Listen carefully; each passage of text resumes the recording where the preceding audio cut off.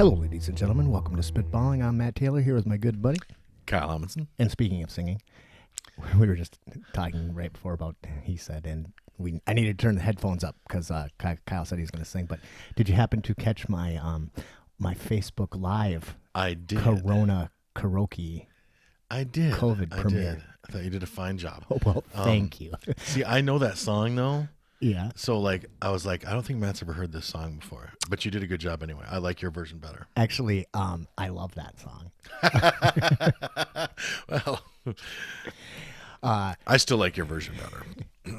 So every Wednesday night, me and Meta's two middle children, and sometimes little kids too, but Madeline and Mia, we get together, and Meta sometimes too, but it's typically them that want to do it. And we do this this evening of karaoke, and we call it COVID or Corona karaoke.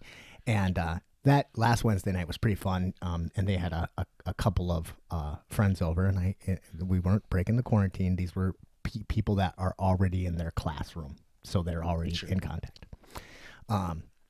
And in their classroom in school when they go to the school daycare thing or whatever it is. So anyway, so I was entertaining, for teenage girls and doing karaoke. I didn't know a single song that they sung it, but it was really fun. But then they took off, and then Meta and I sat there and continued to do karaoke until the girls came back. And so I had maybe had a few cocktails by that time, and I was feeling pretty good. And then the girls came back, and then they wanted to do Royals, which is my. They'd had a few cocktails. I think they were fine because you can tell in the video that they weren't all juiced up. But so we have been practicing. We each have a song, and we're practicing. So we're going to try to get really good at this. But I love the song Royals. All right, and I originally heard it on I was subscribed to this weird YouTube channel where people would do covers in weird ways, and there was this chick, her name is Sarah Stone, I think is her name, and she did this really cool cups version of the song where she just bounces a cup around and sings it, and it's just great. I'd never heard the actual song before, but I loved that version of it, and I would listen to that all the time. So I was like, well, it's my jam. And so then one night I decided I would do it singing karaoke. Now,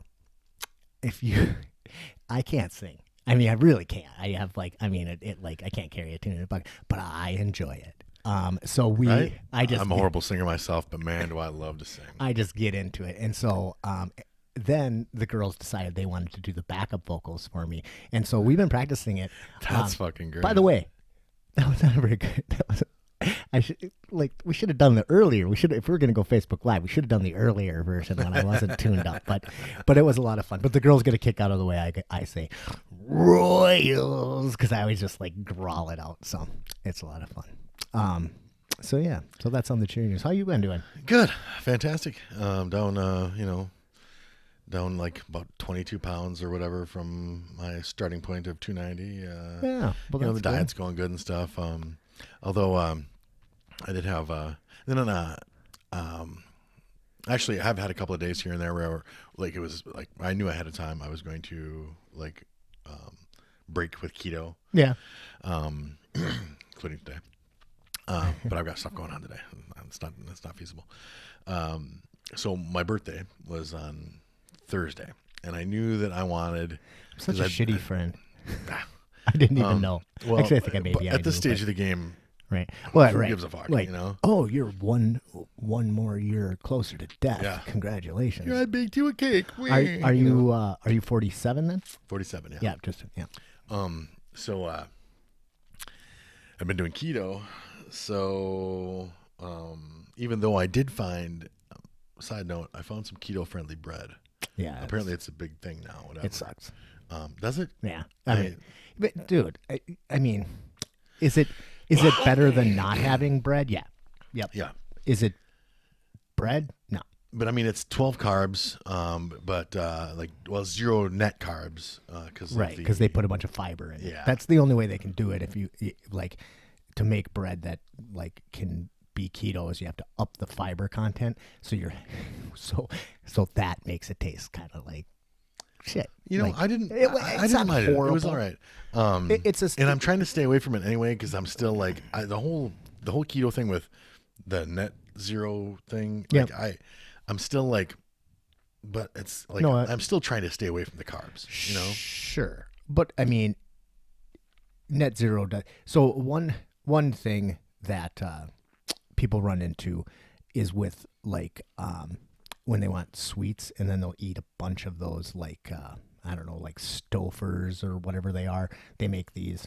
They make like little Like fat bombs and shit like yeah. that. Well, or they make like like Reese's peanut butter cups, but that are zero carb. Those I love those goddamn things, but I just But if you, to stay away the from problem with them is that they do have zero carbs, net carbs, but they still spike your insulin because of the sweetness to them, and also holy shit, do they fuck up your gastrointestinal tract? I mean, believe me, I've gone on binges and I've eaten like 50 of them and then been like, oh god, and then you got like the shit weasel. So yeah, not good. See that shit, like I don't know. I think Though- I can just like I can eat out of a fucking like a 6-month-old dumpster and like have no. Okay, but you can also eat. theatrical. You can also like drink like Diet Coke or something too, right? Yeah. Yeah, and I can't do that. Like I can't handle any fake sugar, like anything, any fake sugar. And everybody's like, "Oh, have you tried stevia?" Yeah, fucking gross. Like all of it. I mean, I find it like tastes gross, but it also like fucks up my guts up horribly.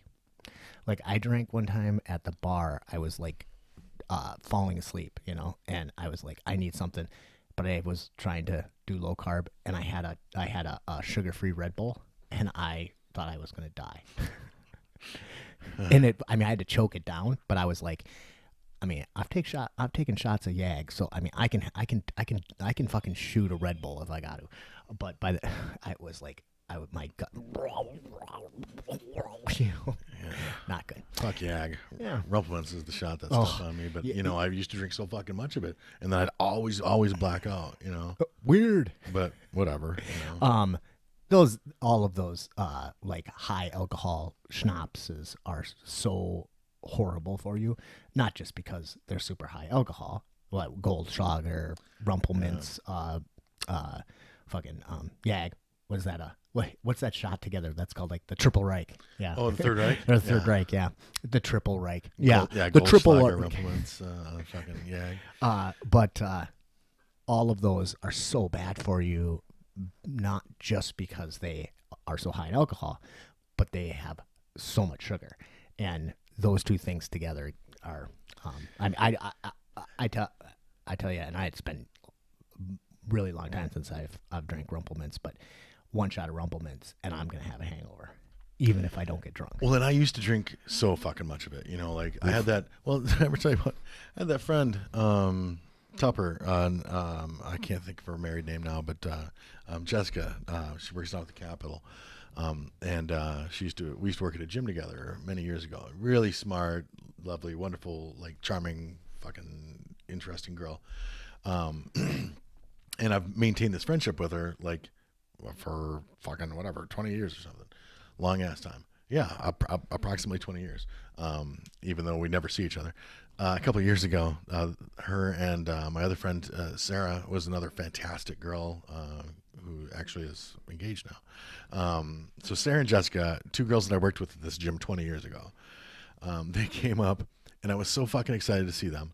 It was the same night that great enormous motherfucker clocked me, like sucker punched me. Yeah, sucker punch. I don't even believe in that term. Sometimes I've never been sucker punched. I only got hit when I wasn't looking. Right. That's my bad. But so when he fucking like rocked me and everybody was like, "Holy shit!" I felt that in my feet, like and I'm like, "I'm good," And at least he hit you in the head. Right. Fucking. Well, and I did duck the second one. One of these days, I'm actually going to learn to duck the first one. Yeah, but, it's hard to duck the first one, but especially if you don't know what's coming. Fucking. But then we were going to hang on to that guy too. Like the cops were on their way, and I'm like, you know what? I'm like, tell your buddy he hits like a fucking girl. No offense. We got a couple of I have Mingles to. out there. Fucking Yes, come kick my remind ass me. just Hit for like a principle. girl. Hit like a girl. I don't write it down. I got it. But it's just something guys say. Whatever. Yeah. I just got hit in the head. No, but I'm like, if you guys are fucking out of here before the cops show up, you can forget about it. Because I was fucking on the worst for wear. He's the one that got fucking choked out. Right. And and they fucking split. And it was a good, and I'm glad I fucking let him loose because it was early in the night. I didn't want to. There were still people eating dinner. Right. I didn't want to sit on this fucking group of like a dozen dudes right. and just fucking hang on to them until the cops got there. And the fucking cop took forever to get there anyway. Where the fuck was I going with that? You were telling me about the girl. Oh yeah, so they came up later that night. I got off work early, and we hung out. But little brother Isaac was with me. He showed up, and so we started drinking Rumplemans. Of course, that's the only time. I think that's the only time I've ever drank Rumplemans. Yeah, is with Isaac. Yeah, because he's like, "Oh, buy a shot." I'm like, no, I'm mother's milk to him. He lives off that shit. But I used to, and so we always drank that shit together. And then a couple of days later, my friend Jessica's like, it's really impressive how much Rumplemans you and your buddy can drink. And I'm like, is it? Because barely remember seeing you. Like, don't remember anything about that. Oh, night, that's the side. Yeah, that was fucking terrible. I fucked that all up. And you probably had fun, but you didn't get to. Yeah, I'm sure I did. But I mean, I might have made an ass of myself. I mean, it's fucking okay. I probably made an ass of myself. Yeah. I definitely made an ass. But even it just sucks to like have a fun night, but then be like, shit, I drank too much and can't remember it. Well, on the other hand, that's why you keep a bard in the group. That's why you keep a bard in the group to chronicle your exploits. That's a good point. I wanted to make a point about hitting like a girl. Meta and I went over to the 2 and 8 the other day on the scoots, and Meta bought this like cool little backpack thing that has like a where you can like a picnic basket backpack. It's pretty cool. So we went over there and we got some pot pie, and we were talking to Katie Ritter, and I'm like, we got to show up early so we can flirt with Katie. And I was like, okay. So it's equal flirting, and I don't know how we got on the subject, but Katie said something to the extent of how PJ thinks that he could beat any female UFC fighter. Does he know about Christine Santos or like any of those upper echelon? So PJ, I'm going to speak directly to you. I can make that fight happen. All right. And I guarantee you're going to lose, and I guarantee it doesn't even have to be a UFC fighter. Okay. I know at least a dozen women who would wipe the floor with me. I would have zero chance. And if you want to go, I'm open. Yeah, that is a misconception that just because you're a dude, you could beat up any woman in an MMA fight. It is not true.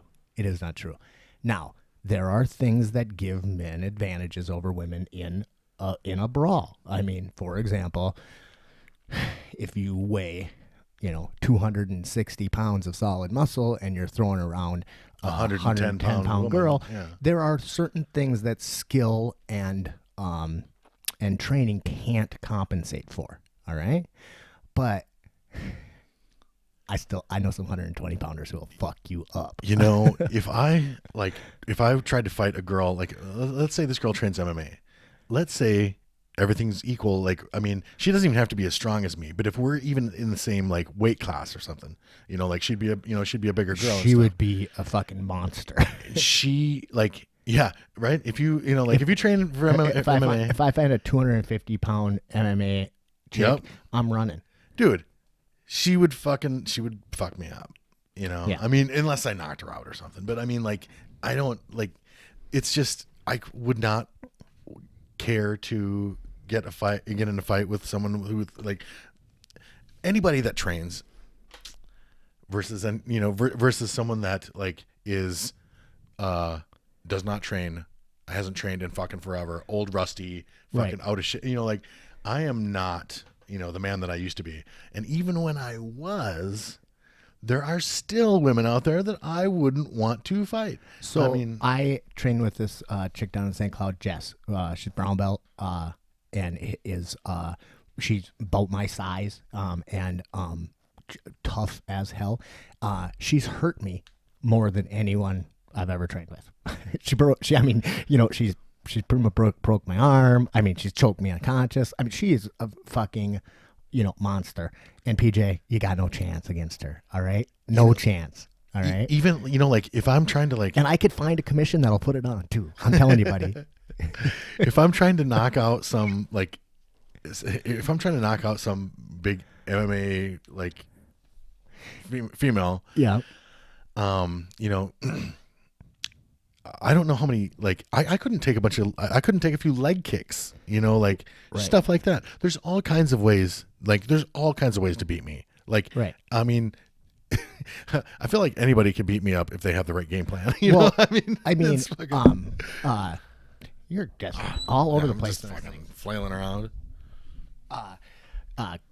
Kayla Henderson, is that her name? Kayla Henderson, the fighter for I'm fucking this all up. And anyway, she's the 2-time Olympic judo gold medalist. Yeah. I've trained with her a few times. She trains with Brock and whatever. She's amazing. But watching her and Brock go from stand up is awesome because she'll toss him. Then he fucks her up. Once they hit the ground, it's Brock's world. But Brock, even being but I mean, she's just gets in there and boom. And I rolled with her, and it took her about 7 seconds to throw me and armbar me. And I'm like, she's so strong. She's like, she grabs your wrist, and you're like, oh Jesus Christ, I think my bones are gonna break. So yeah, you're just completely. I know it. Maybe you think that, but you're just wrong. And then also speaking of PJ. I hope he doesn't see this before. He won't, because I won't put it out there. Apparently, I'm going to get to do a little preview of a slice on oak pie today. So he's going to, well, I shouldn't say that actually. Meta is, but I'm going to sneak in on that shit because, he's been putting out some test pies, and people are eating them and reviewing them on Facebook. And Meta's like, where the fuck's my pie? And he's like, I'll bring it to you today. So he's fucking up. We could be doing that right now. Yeah. And then all of our viewers and listeners, all 6 of them, would know, about his pie. It's kind of funny. I saw old friend of mine, Beth, who used to work at the Eclectic. She's in Colorado, and she was just saying, it's so nice to hear you guys, and apparently she listens to the little podcast, and because she was like, oh, I just love to hear that story about Ma. I haven't, but I was like, oh, I've got a Colorado listener. So how you doing, Beth? Fuck. Go. Oh, okay. I'm sorry. Yep. Jump in. I got one more thing I gotta. Oh, I realized that I'd fucking totally left the whole like birthday fucking thing. Oh yeah, you did leave that hanging. Then I was talking about the food. 47, huh? Yeah. So the keto thing. I decided that, instead of having a whole day of like eating shitty, like I'd save one for another day. Like, so today I fucking had my beloved filet fish sandwiches. That just kills me. It just kills me that that's what you want. I love those things so much. Really? Yeah. That's, totally. And the thing that I had on my birthday, was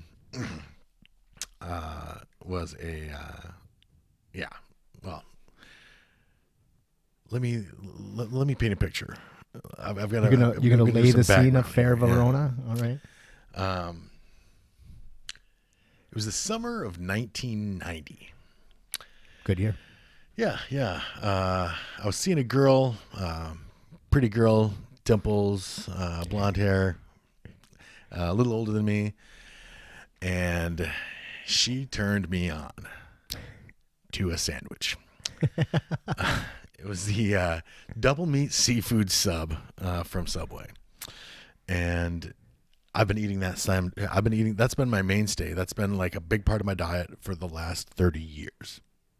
You are a Scandinavian, dude. Fucking seafood sub, salt and pepper directly on the fucking meat. Just like American cheese, lettuce, onion. That's it. So you've just described 2 meals that I would eat in a starvation situation. I have not put a fillet of fish in my mouth since the first time when I was like 6, and my dad brought me because my mom was allergic to fish, so we couldn't have fish in the house. And my dad went to McDonald's, and he loved fucking fish, but he couldn't eat it at home. And he bought me a fillet of fish, and I was like, no, this is gross. And I remember like crying because it wasn't the hamburger that I wanted, and I didn't cry. I didn't cry over that. And then I've never had a seafood sub, and I'm never going to. Oh man, love them. Well, that's right. You're not going to, because that day, I found out that they're discontinuing them. Oh, after 30 years. Like, isn't it because people keep getting sick? I don't know. I'm sure. I don't give a fuck about them. I think that's exactly I can eat, it. like, I'm like a raccoon or a bear. Like, I can eat out of your dumpster, and I'm not going to get sick. I'll be great. But yeah, I fucking like I found that shit out on my birthday. I was so excited about this sandwich. And Christine called them up, and they're like, "Oh yeah," because I mean, I always go to the same place when I get it. You know, like fucking. It's important. I like to do that too. I like to. I call it like narrowing my like capital. Like I like to go. I go to the same coffee shop every day. I don't like. I will go to another coffee shop if I have to. But I like going. I like knowing. I like them to know what I want. I like all of that stuff. All of those things. Yep. I don't want to have to. I don't want to have to train people. And I have like relationships with these people. And then when there's point, a new one, I'm not very nice. You know, I literally will be like, "Are you the only one here? Could you go get?" Is Tony in the back? I mean, I'm like, I don't want to be a dick. I'm a much nicer person post coffee. Okay, so one of the reasons that I like to go to the same coffee shop every day is because I am a fucking asshole from the time I wake up till halfway through my first cup of coffee. When I only really drink one 5-shot of espresso a day, but like I'm not nice. I know I'm not. I'm a fucking asshole. So like, so they know that. So they just know that I'm gonna like be a grump, and like they don't like I might bite their head off if they ask me if I have rewards, you know. But I say, homie, don't play that. Like, I know, like being one of those people too. I know that you've experienced this at some point, when some newbie is about to take your order or something. Yeah. And then like your regular person comes along and is like, your barista. Oh, I got this. Yeah. You know. Yeah. And then that's a fucking beautiful. I love that. And then I'm like, yeah. And then if watch and learn. If it's done right, then the next time I come in, the noob is there. The noob says, "Oh, large Americano with an extra shot on the side." Fucking right. No perks, right? Mm-hmm. Yeah. I just like. Yeah. I love my peeps. Yeah, but then like I go to the same liquor store. I go to the same, I'm like restaurants. Well, I don't go to them anymore, but when I could. Yeah. So that was the heartbreak I dealt with on my birthday. First world problems. No, that's important. Well, it was a big deal. 30 years, man. 30 years of that sandwich. And then, So I just hopped on the internet, got the recipe for it, and Christine's going to make them for me, whatever. Yeah. That won't be the same. So I wanted to talk just a little bit about last episode. First of all, I got the COVID blues, not the actual 19. It's hard. Like everybody jokes about like what day is it and whatever, but I literally like lost track of time last week, like lost track of days and just didn't know what was going on. I thought I had time to get the podcast out. So the podcast was really late just because I didn't do it. I just sat there and I was like, what? It's fucking Tuesday.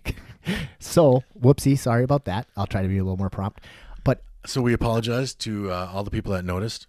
Yeah. Eric. Actually, yeah. No, actually nobody noticed. I didn't get a single message. Usually my sister will be like, dude, what's up with the fucking podcast? Did you not put it on the, cause she listens to it. So sometimes I'm not as good about putting it up on the podcast stream. So she'll usually message me, but she didn't even message me. And I thought, and God damn it was a really good podcast. So go back and listen to it. We're not gaining a whole bunch of viewers, but we are succeeding wildly in our Stay Poor Slow scheme. Oh, totally. But I mean, we're getting 80 to 100 views every single episode within that first week, and then they kind of grow after that. So hey, I'd do it if nobody was listening. Yep, we already covered that. That said, when I was finishing it up the podcast, I was trying to figure out what song I wanted to put on the end, and I was digging around, and I found a really, really old recording of my buddy Steve Johnson, who was just like, I don't know, super close friend. He lived with me for a few years back in the early days of the Eclectic, and and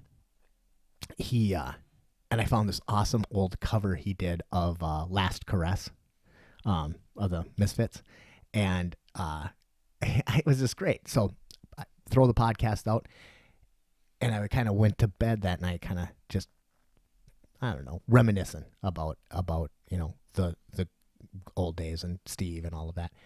And I wake up in the morning, and I have a pile of messages from him, and he has no idea. Like, the podcast isn't even out yet, and 5 messages from him that are songs that he's recorded recently that he sent me.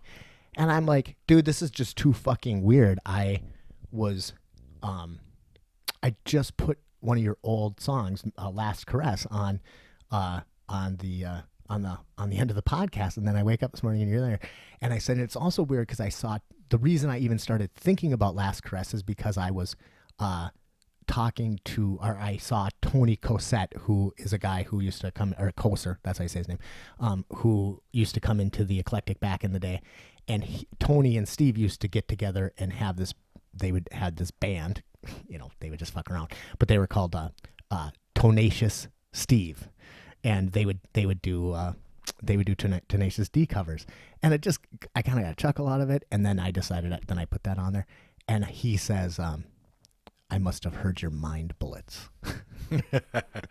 Anyway, so then you got hit by a stray mind bullet. All day we were messaging back and forth, and I just missed the fuck out of him. And he's one of those people, you were talking about how like you're good friends with that girl, but you don't see her very often. And that's the way Steve and I are. Like, we will go 6-8 months with no communication, and then like we'll message each other a whole bunch and feel good, and then we won't see each other. But I was like, dude, we really got to get together. And he's like, yeah, well, this is really good timing because I ain't had shit going on right now. It's like, me either, COVID. And so he's coming up next weekend, I think.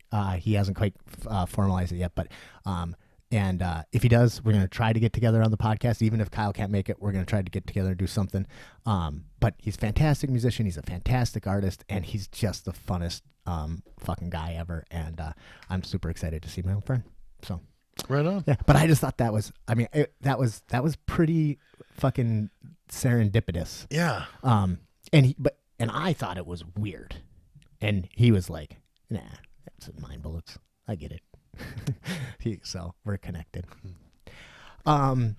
So anything going on in the news? No. I spent, I was just, after I got my sub, I just drove down, spent the rest of my birthday in Minneapolis. My birthday party got a little out of hand. Apparently, yeah. And my too many candles on my cake. And it's been riots ever since. Oh shit. Yeah. Craziness. And it's fucking, it's just selfish of me. Like, I'm like, you and I were talking about this yesterday, like, I don't do I pretend to be a good person? Like, because there's people out there that think that I'm a good person, but I'm actually a shit person. I have to like do a lot of thinking and shit like that to just kind of temper all my asshole, just some of my asshole like, impulses. Well, we've talked about this many times that people, they think right away that you're a good person, and it takes them a while to realize. Yeah. And I'm kind of the opposite. I try to be an asshole, and then it takes a while for people to realize that I actually that I'm not quite as bad as I. Katie Mack was always like, "Why do you try to convince people that you're worse than you are?" And I'm like, "That's not really it for me. Like, that's just me poking through that you see that you where you think that I'm a fucking yeah." But yeah, no, I'm a shit person. And like all this shit. I'm like, God, can I don't know what.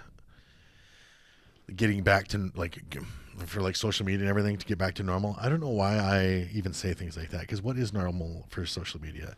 There's always something that people are arguing and saying stupid shit about. Yeah. Like really being fucking stupid, like alarmingly stupid, like cringe, like really cringy stupid and shit. And it's always something. So I mean, it might as well be something interesting. So every time I think like, God, I wish I just didn't have all this shit. Well, then if I didn't have all that shit on my newsfeed, it would be some other stupid shit. So if somebody from, I don't know, New Zealand was watching this, and they were watching it in 3 weeks, they would have no idea Jake the Muss. What the fuck we're talking about. So can you explain to me? So here's the deal. There was an event incident, a tragedy that took place. Yeah, a motorist gets stopped and killed by the police. A black motorist. And we've talked a lot about police brutality and stuff like that. Yep. So, man, what's George? What was it? George Floyd. Floyd. Yeah. I wanted to say Lloyd. So George Floyd is killed in the street by Derek Chauvin. And he's kneeling on his neck. Now, I just read this morning somebody posted something about how like it wasn't actually kneeling on his neck that killed the guy. The guy was on a bunch of drugs, and but anyway, this guy killed him. So like he fucking like him like being kneeling on his neck and shit led to this guy's fucking demise. And it like and there's people like in the video like begging the guy to get off him and telling and the guy's like saying I can't breathe and shit. Well, you'll see it. We'll watch the video. So I woke up one morning. I'm doing my number 2, skimming through Facebook, and I see Best something. place to do it. I see something that Gavin Rydell puts out, and it was just some line like, if anybody doesn't think that's murder, then they just don't really understand the definition of murder. I was like, what's going on? And then I was like, oh no, something really bad happened. Unplug, right? Head in the sand. I just don't want to fucking know about it right now. Of course, you can't completely insulate yourself from that. And I have since, understand that there was an incident where George Floyd was being arrested and ended up dying.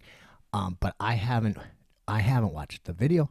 I haven't watched any news reports. I have literally not even I am carefully skimming Facebook if I want to, and I'm only like clicking on fucking happy puppy shit. For 2 reasons. One is that I don't do super well with tragedy. I don't know if anybody knows that about me, but I fucking avoid that shit like the plague. Did you ever listen to that Kelly Thomas audio? No, but I couldn't do anything about it. Would fuck not you that up. I could it fucked me up. Not that I could do anything about the Kelly Thomas situation, but it wasn't in my state. It wasn't in my face. It wasn't happening right now. So I put my head in the sand for the last week and have really done everything I could to not process it, to not view it, to not do anything. For 2 reasons. One is it's not good. It's not easy for me to do anyway. And number 2 is I wanted to do it together, I guess, with you guys, and with Kyle, who I know is very passionate about the subject, and maybe be able to process it all together. I know everybody's doing this individually. I also gotta say this hasn't been very fair to my people. Meta, I think, got a little frustrated with me, rightfully so. She wanted to process, and I was like, I got to put a pin in it. And so everything has consequences. But here we are. So we're going to watch it's like 3 minutes. You guys are going to hear the audio. Kyle and I are going to watch it. And this is a CBS News report that's just came out, I guess, this morning, but it kind of is the total summation. So here we go. There are new developments in the death of George Floyd, the unarmed black man in Minneapolis who died in police custody. We're hearing from the paramedics who treated him. And now the mayor says he wants the police officer who pressed his knee to Floyd's neck to be prosecuted. CBS's Jeff Pegues reports tonight from Minneapolis. The new cell phone video shows the initial arrest. Officers are seen taking George Floyd out of his vehicle. In surveillance video obtained by CBS News, a handcuffed Floyd is walked across the street toward a police car. In the distance, you can see Floyd fall. In this newly circulated video, 3 officers have Floyd pinned on the ground, while another stands over them. You can hear Floyd pleading for air. Please let me stand. I can't breathe all the time. The officer who pressed his knee to Floyd's neck has been identified as Derek Chauvin. Give me, man. He doesn't let up until the 46-year-old's listless body is put on a stretcher.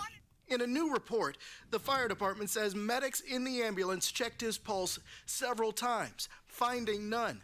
He was later pronounced dead at the hospital. Tonight, the other officers involved have been identified as Thomas Lane, J. Alexander Kung, and Tu Tao. But Chauvin is under the most scrutiny. Even though the Floyd investigation is ongoing, Minneapolis Mayor Jacob Frey called for Chauvin to be arrested. Do you think that was murder? I do. You do? Let me be clear. Good for him. The arresting officer killed someone. As to the precise charge, I'm not going to get into that. Tuesday night, protesters demanded all 4 officers be charged. Some turned anger into destruction. Officers used smoke grenades and rubber bullets to break up the crowd. Tonight, we're also learning more about Floyd. The 46-year-old moved to Minneapolis from his hometown of Houston looking for a better job. You know, this is the man I loved for 3 years. Courtney Ross is Floyd's girlfriend. It's clear as water. That video says it all. If you don't see murder, I don't know what you see.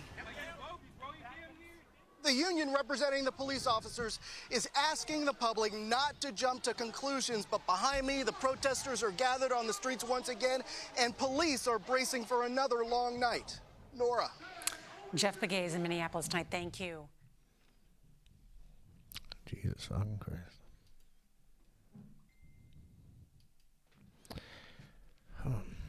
It's hard to watch. Man, yeah. I mean, he killed that guy like right in front of us there. You know, like that shit. So that's that's pretty cut and dried. You know, like, so, I have spent 20-ish years, practicing the martial arts, and I teach people how to, like, choke people unconscious. That's part of like what I've done, and it comes up fairly often. Like, well, like, could I kill somebody doing this? And the answer is yes, absolutely. But, yeah, just doing it badly. Well, or actually not even necessarily doing it badly, but by not letting go. Yeah. You, like, in order to stop somebody's heart by cutting off the blood to their brain, you have to, like, really want to do it. It's not something you can just do, like, I mean, it's easy to make somebody go unconscious, cut 3 seconds, they're out. But to, like, hold that until their fucking heart stops, that takes a bit. Like 3 minutes. It takes about 3 minutes of constant lack of blood flow before it stops the heart. Son of a bitch. Yeah, it'll be interesting to see this case progress. And by interesting, I mean we're gonna hear some fucking. I mean, we're gonna hear a lot of stupid shit. I'm curious to see what these, what those cops have to say for themselves. They're not cops anymore. They got fired. Yep. That happened right away. Okay. So all 3 of them or 4 of them? 4 of them. The one standing them too. Yeah, and he's been like in Chauvin has been arrested. It took him a while to arrest him. Sometimes these things take a bit, especially when the person you're arresting is white and the victim is black. And I know some people are not going to like that I said that. Sure. But I mean, we just fucking talked about the guys in Georgia and shit. But also, I mean, okay, so I want to be very careful not to like be defending the other side. But if you are the prosecuting attorney, let's say, you want to make sure all your ducks in a row, because the last thing you would want to do is to make a mistake and then let this cop get off on a technicality. Sure. So like there's always a process before you arrest somebody who's not in the act of committing a crime. Yeah. Like they know where he is, like, so he wasn't in the act of committing a crime. I mean, if the guy's in the middle of robbing a bank, then you have to do it but if you know the guy robbed a bank, it's him, they don't necessarily just rush in and get him. They want to make sure all their ducks are in a row so that they don't fuck anything up. So I could see that taking a couple of days, but I'm sure that's super painful and super, infuriating to people who, that are fucking human, are compassionate. I mean, yeah, and so I read something on Facebook today, and I think I read it last night too. And it was, and somebody was scolding the rioters because they burnt up. They took the goodwill, and everybody, like the whole nation was like with them, and then they fucked it up, and now everybody sees them as the bad guys. I don't agree with that. When I read it, I was like, so now you don't feel like, like if you were less angry about this, like if you're less upset by that guy's murder because of the rioting and stuff, then you're a fucking piece of trash. You're fucking garbage. You're a shit human being. Right. Like, I mean, now if you're also mad about the riots, that's cool. But if you're less upset about it, because of the rioting and stuff, hey, fuck you. Don't care. Not even just a little. Kill yourself. So, Dan Carlin talks about this all the time, about how, like society can't function without a pressure release valve, right? And we don't really have one. We've lost our pressure release valve in our country. And so the pressure builds and the pressure builds and the pressure builds. And then eventually it has to blow. And then when it blows, it's explosive. So that, I feel, is like what's happening. And especially in Minnesota, because Minnesota is such we want, our identity is that we're nice. Like that's our ideal identity, the Minnesota nice. And then when you get to see the ugly that is there, that it goes against our self-image, and there's a lot of ugly, and then that fucking pressure builds and builds and builds, and this is what it looks like when you don't have a pressure release valve and the pressure built too high. Well, that's true very true about our society. Like you can't, you have to be nice to everybody. Otherwise you're like, oh, you're bullying them, or you're just being a dick. If you're like, you have to watch what you say to people, or they'll sue you. You have to, you can't, heaven forbid you hit someone, like they'll sue you. You'll go to jail. What if you like, even you can't even you can't even discipline your you can't even discipline your kids. I mean, and I know that like you don't have to like use violence to like discipline your kids, but like you have to fucking walk on eggshells, like disciplining kids.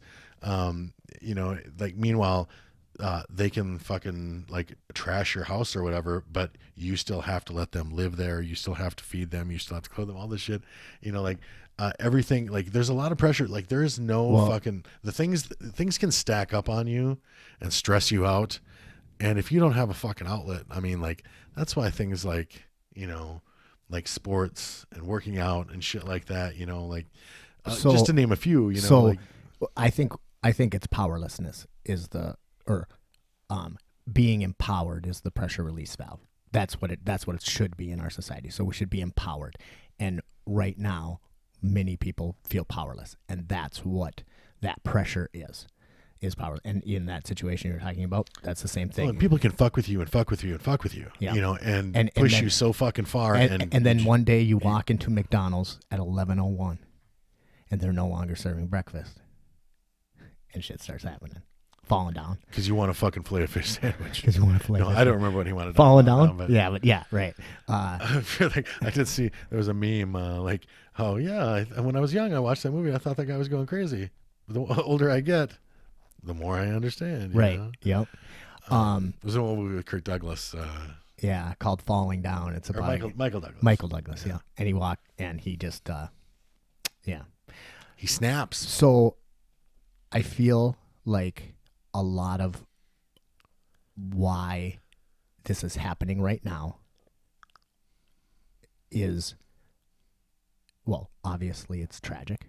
I mean, it's a fucking travesty. But on top of that, all of the other things that we used to have in place that kind of like, honestly, okay, here it is.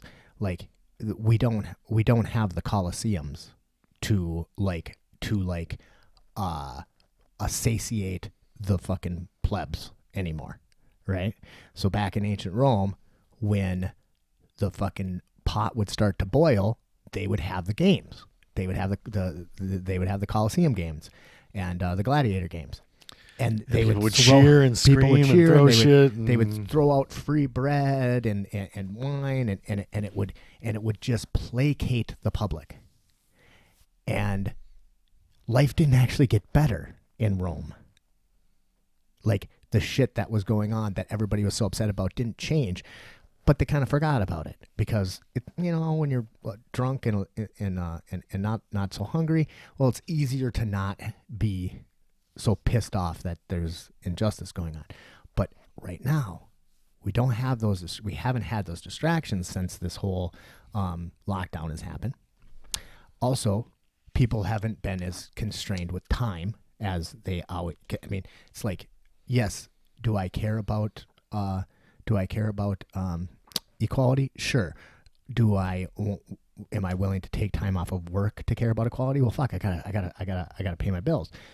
So now all of a sudden, that time restraint has been lifted because many people are out of work, especially people who are powerless are out of work or feel powerless. So it's kind of a perfect storm.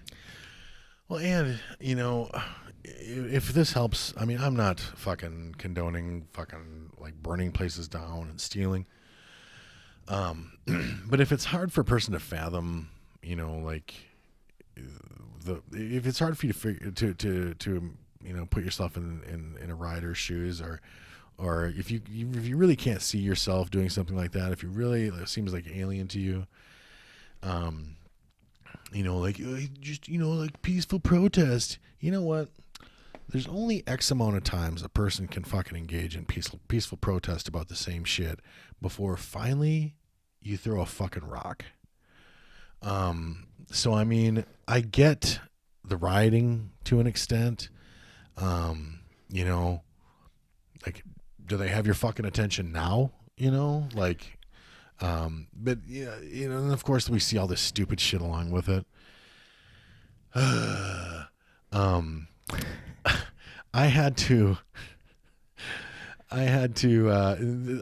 is always the situation that I hate to be in.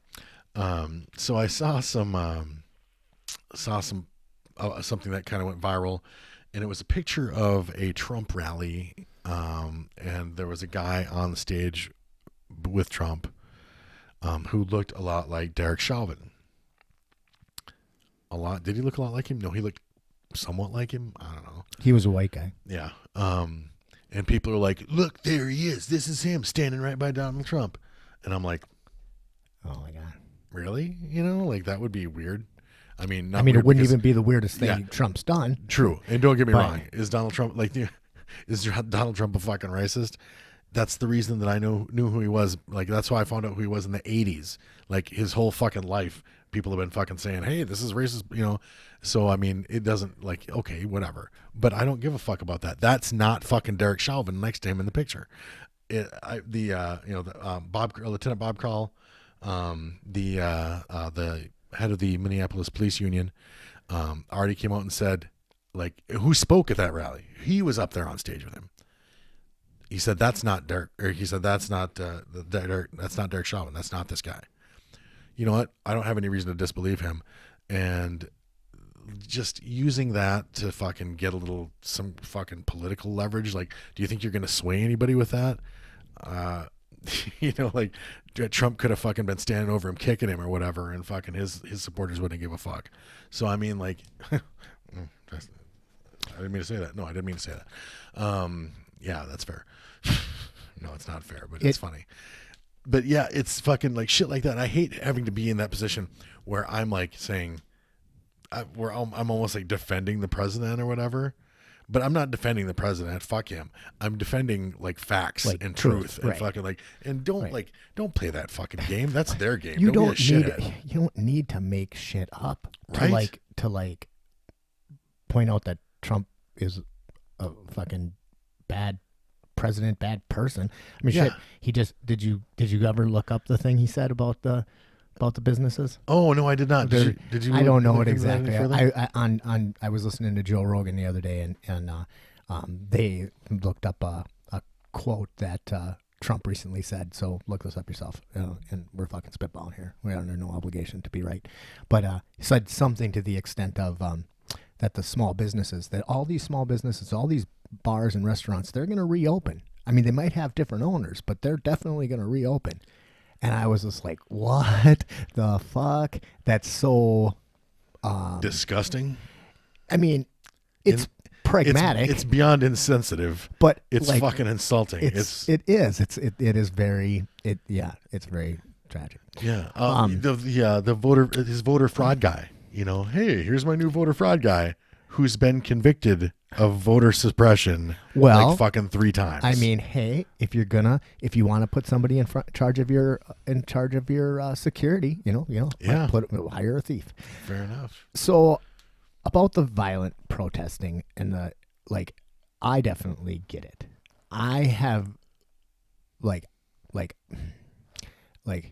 I get violence. I understand that violence doesn't solve everything.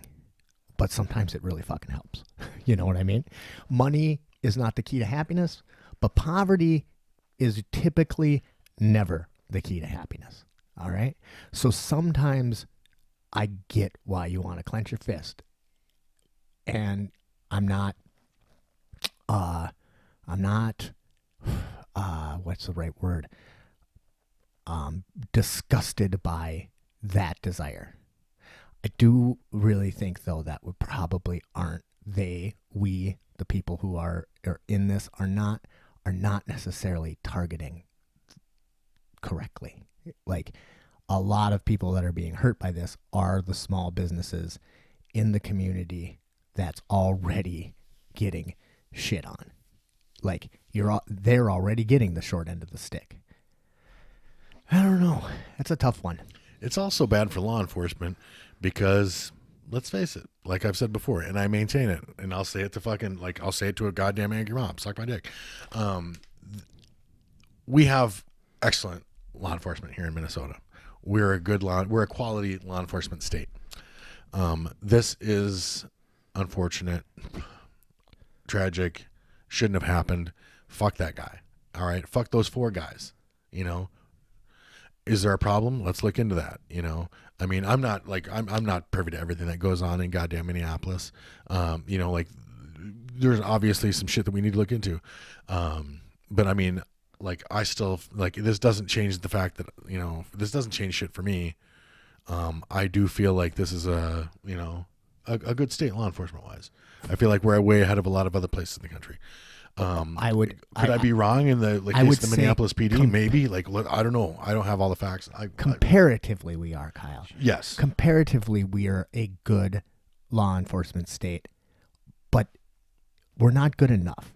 No. This isn't good enough. No, I'm certainly not. We need.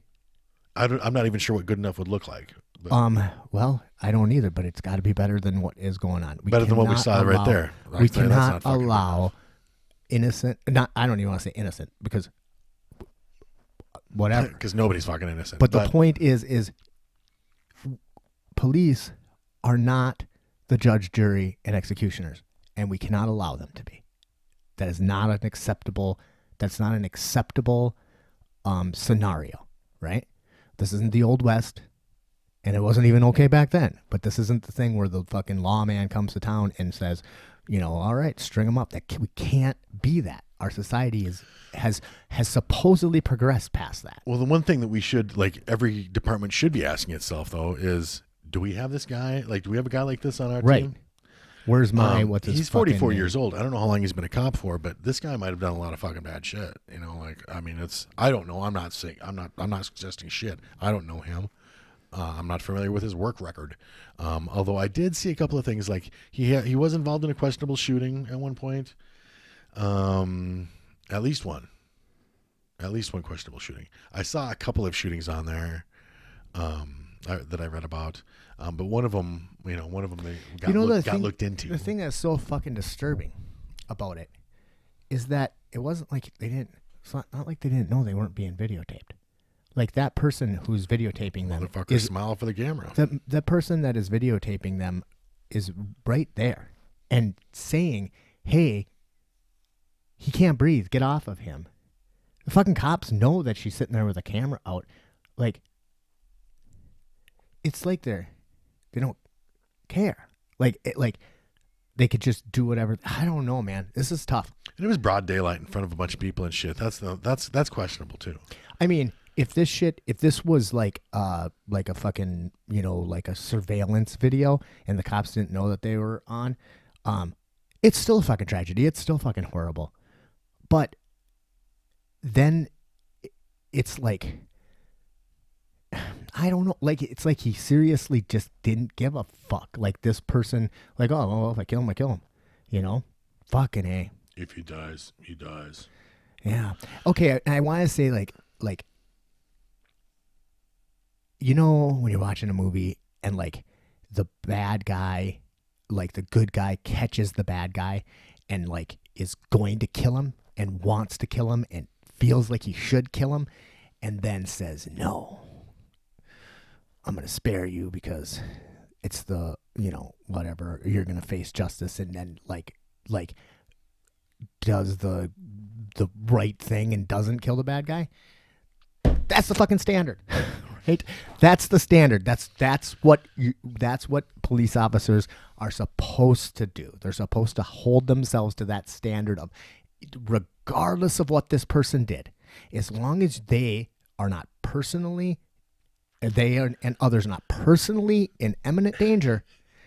And if you're not that guy, maybe just be the guy can at least remind himself to be careful when you're kneeling on someone's fucking neck. Well, I mean, like, the mayor in that little clip said that, he said that he didn't want to, like, get into specifics if this was, murder or whatever, but that it was sure what the exact charge is going to be. Yeah. He's a politician and probably has to say that, but to me, that's not a question.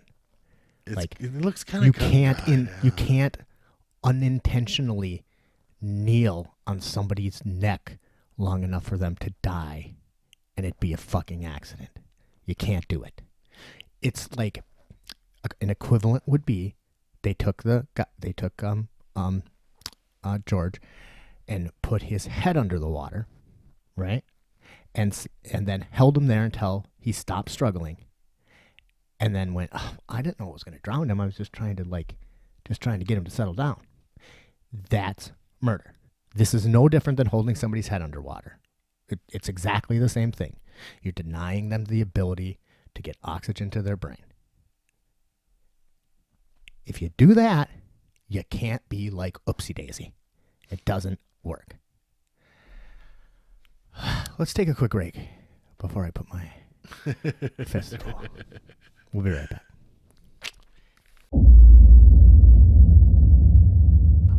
Welcome back to Spitballing, ladies and gentlemen. I'm Matt Taylor here with my good buddy Kyle Amundsen. Okay, we gotta switch gears. That was we're gonna get back to this on a later show. Revolting. Yes. We're gonna try to have some now that we can do a little bit more social engagement. We're going to try to have some of our friends of color on coming up. So, which is a tad racist in colorful and of friends. itself, but it is Our something colorful we talked friends. about. Yes. Spit broing. But then you know, like I mean, this is hits close to home for me. I mean, this whole situation. Meta's sister Ella lives in Minneapolis, and both her and Clinton, Who I no longer apologize to. Who I apologized. Who I no longer.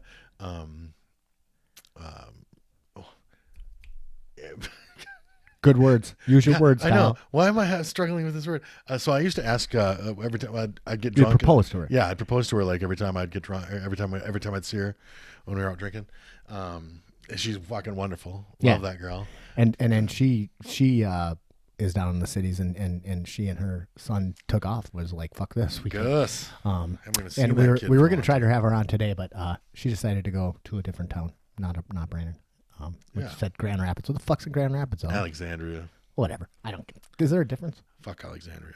I don't know. Difference. Those are the same. Yeah, the rednecks are more savage, and actually, the rednecks in Grand Rapids are pretty savage. Yeah, fuck yeah. Yeah. Dude, I was on a bus. I got a Alexandria. Alexandria fight bus story. It's crazy. I'm not gonna tell it right now. Savages. So last week, I gave Kyle the assignment of coming up with the best 5 villains in film or television of all time, and I had the same assignment, and I found it really difficult. I did not. You know, the only thing that bothers me is I feel like I'm probably missing some really, and this is, you know, like we'll ask you guys, you know, to contribute, and you know, you'll like, no, fuck you guys, like you always do, you fucks. Well, Abby will point out how we're misogynist. That'll be the extent of it. Oh, did you see when the heroes when she was like because you wrote on there that we did our. I said that we did the top 5 television and film characters of all time, and she said, "Are any of them women?" And Kyle said, "No, we're not doing villains until next week." I didn't hear back from her. I was like, God damn it, Abby! I was waiting for something fun. That's a good singer. I was pretty happy with that. But yeah, so I just feel like I'm probably gonna miss some really good ones because I thought about a lot of good ones. Some of them didn't, you know, not all of them made my list. But there are only, in fact, I got a good list, but there are only a couple that I'm really excited about. But the other ones I have to give like nods to because they're fucking clutch. But I know I'm missing some really good ones. So if anybody out there, like, you know, I did think of like, you know what, I'll do a mention for my favorite female villain. Oh, but it's a spoiler. Ooh. And I want people to watch this fucking show, so I'm not gonna do it. Fuck that. So if you guys have suggestions, I think we're gonna try to. We're not gonna probably do this every episode. Honestly, it's a little too much fucking homework for me to do it every episode. But if you have any suggestions to top 5s you'd like us to come up with, we'd be more than happy to take your recommendation into consideration and more than likely ignore it. But please put it on our. But we might mention it, especially if it's one that we're like, ooh, forgot about him, you know. Or yeah, but I'm saying if you like want us to list our top 5 worst movies we've ever had to sit through. I'm not gonna mention Rudy, but you know. If you guys want to know my like my top 10 favorite pornos or whatever, go ahead and ask. But I can't tell you because you're gonna judge me so hard. You know, so hard. Some of that shit's not even legal. So hard. But, yeah. I mean, besides, they only made 7 big wet asses. So. Hi, Mom. So, what's your first one? What's your first bad Okay, guy? I'm going to start off, and I'm going to finish with... I'm going to start off, it sounds like me having sex. Start off, finished. I'm going to start off with an honorable mention. And I decided to make it an honorable mention because it was initially one of my favorite villains. But, you know, I have to give a nod to another villain in the previous movie. So it started off, I was going to do Bane, the Tom Hardy Bane from Dark Knight Rises. But then I started, and the more I think about that, like that was that was a pretty fucking awesome bad guy. He was really good in there. There's so many great lines. Everybody's done the voice, Do you feel like you're in charge? So that shit's great. Yeah, I didn't like any of the Christian Bale Batman movies. My God, I love those. And really, it seems like it's such a tiny little thing to hate, but it fucking killed the movie for me. And it's Christian Bale's Batman voice.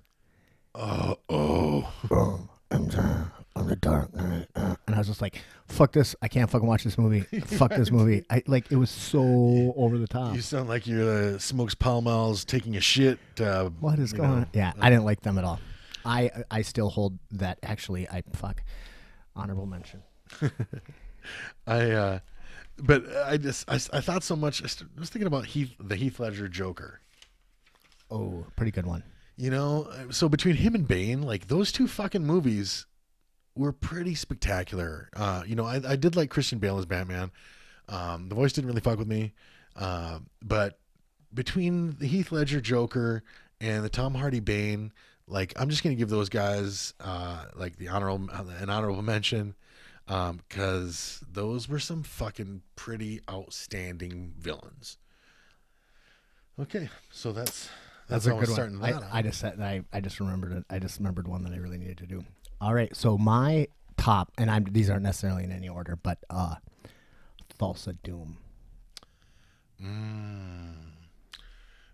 Remember how the kind look in his eyes right before he cut Conan's mother's head off? Just watched it again last night. He gets that sad look on his face, and then he turns, and then he fucking lops her head off, and it falls right in front of little Conan. So how many times have we seen this movie? The answer is yes. I didn't watch the whole thing. I just watched all of James Earl Jones's parts last night. So it was 1982. Conan the Barbarian with Arnold Schwarzenegger, and the character Thulsa Doom played by James Earl Jones. I did some fucking homework. Like I got it all written down. Nice. I've told the story 1,000 times, but I'm telling you, like, there are things in your life that are formative. All right. And Conan the Barbarian was a formative thing in my life. I don't know what my life would be like without Conan the Barbarian. I saw the preview on television. 82. I was born, so I was 10 years old. I fucking begged my father to bring me to this movie. Begged him. And my mom was like, "No way, you're going to have nightmares." And I was like, "Nope, I won't have nightmares. I promise I won't have nightmares." How do you make a promise like that? Highly graphic, highly violent, rated R, and my dad conceded and brought me to this movie. And it was awesome. And I had nightmares for fucking years, but it was still so good. I've seen it so many times. But Thulsa Doom is the bad guy, played by James Earl Jones. And there is a scene in there that I think is one of the best bad guy scenes of all time. And Conan goes after him. He's going to try to kill Thulsa Doom, and he ends up getting caught, and he's getting the shit beat out of him by Thulsa Doom's two henchmen, Lexor and I can't remember Lexor's kid's name, but and Thulsa Doom standing there over the babyface weightlifter dude. Yeah.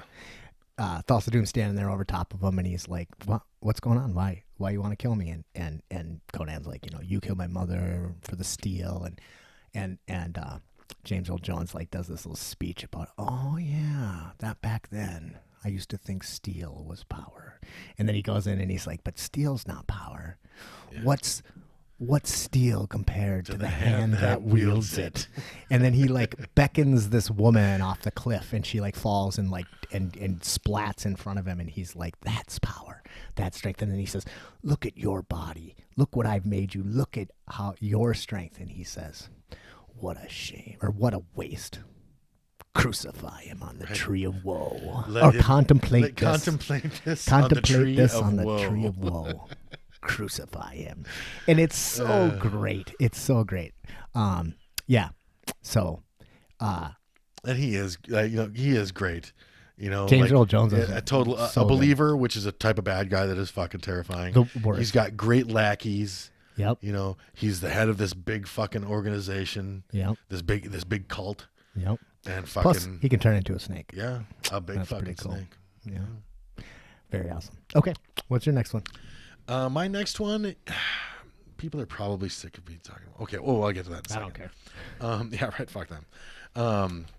My next one is, this one's been with me for a long time. I've always loved this bad guy ever since the 80s. When the movie Highlander came out, the bad guy, the Kurgan, one of the oldest immortals, and the actor Clancy Brown plays the fuck out of it.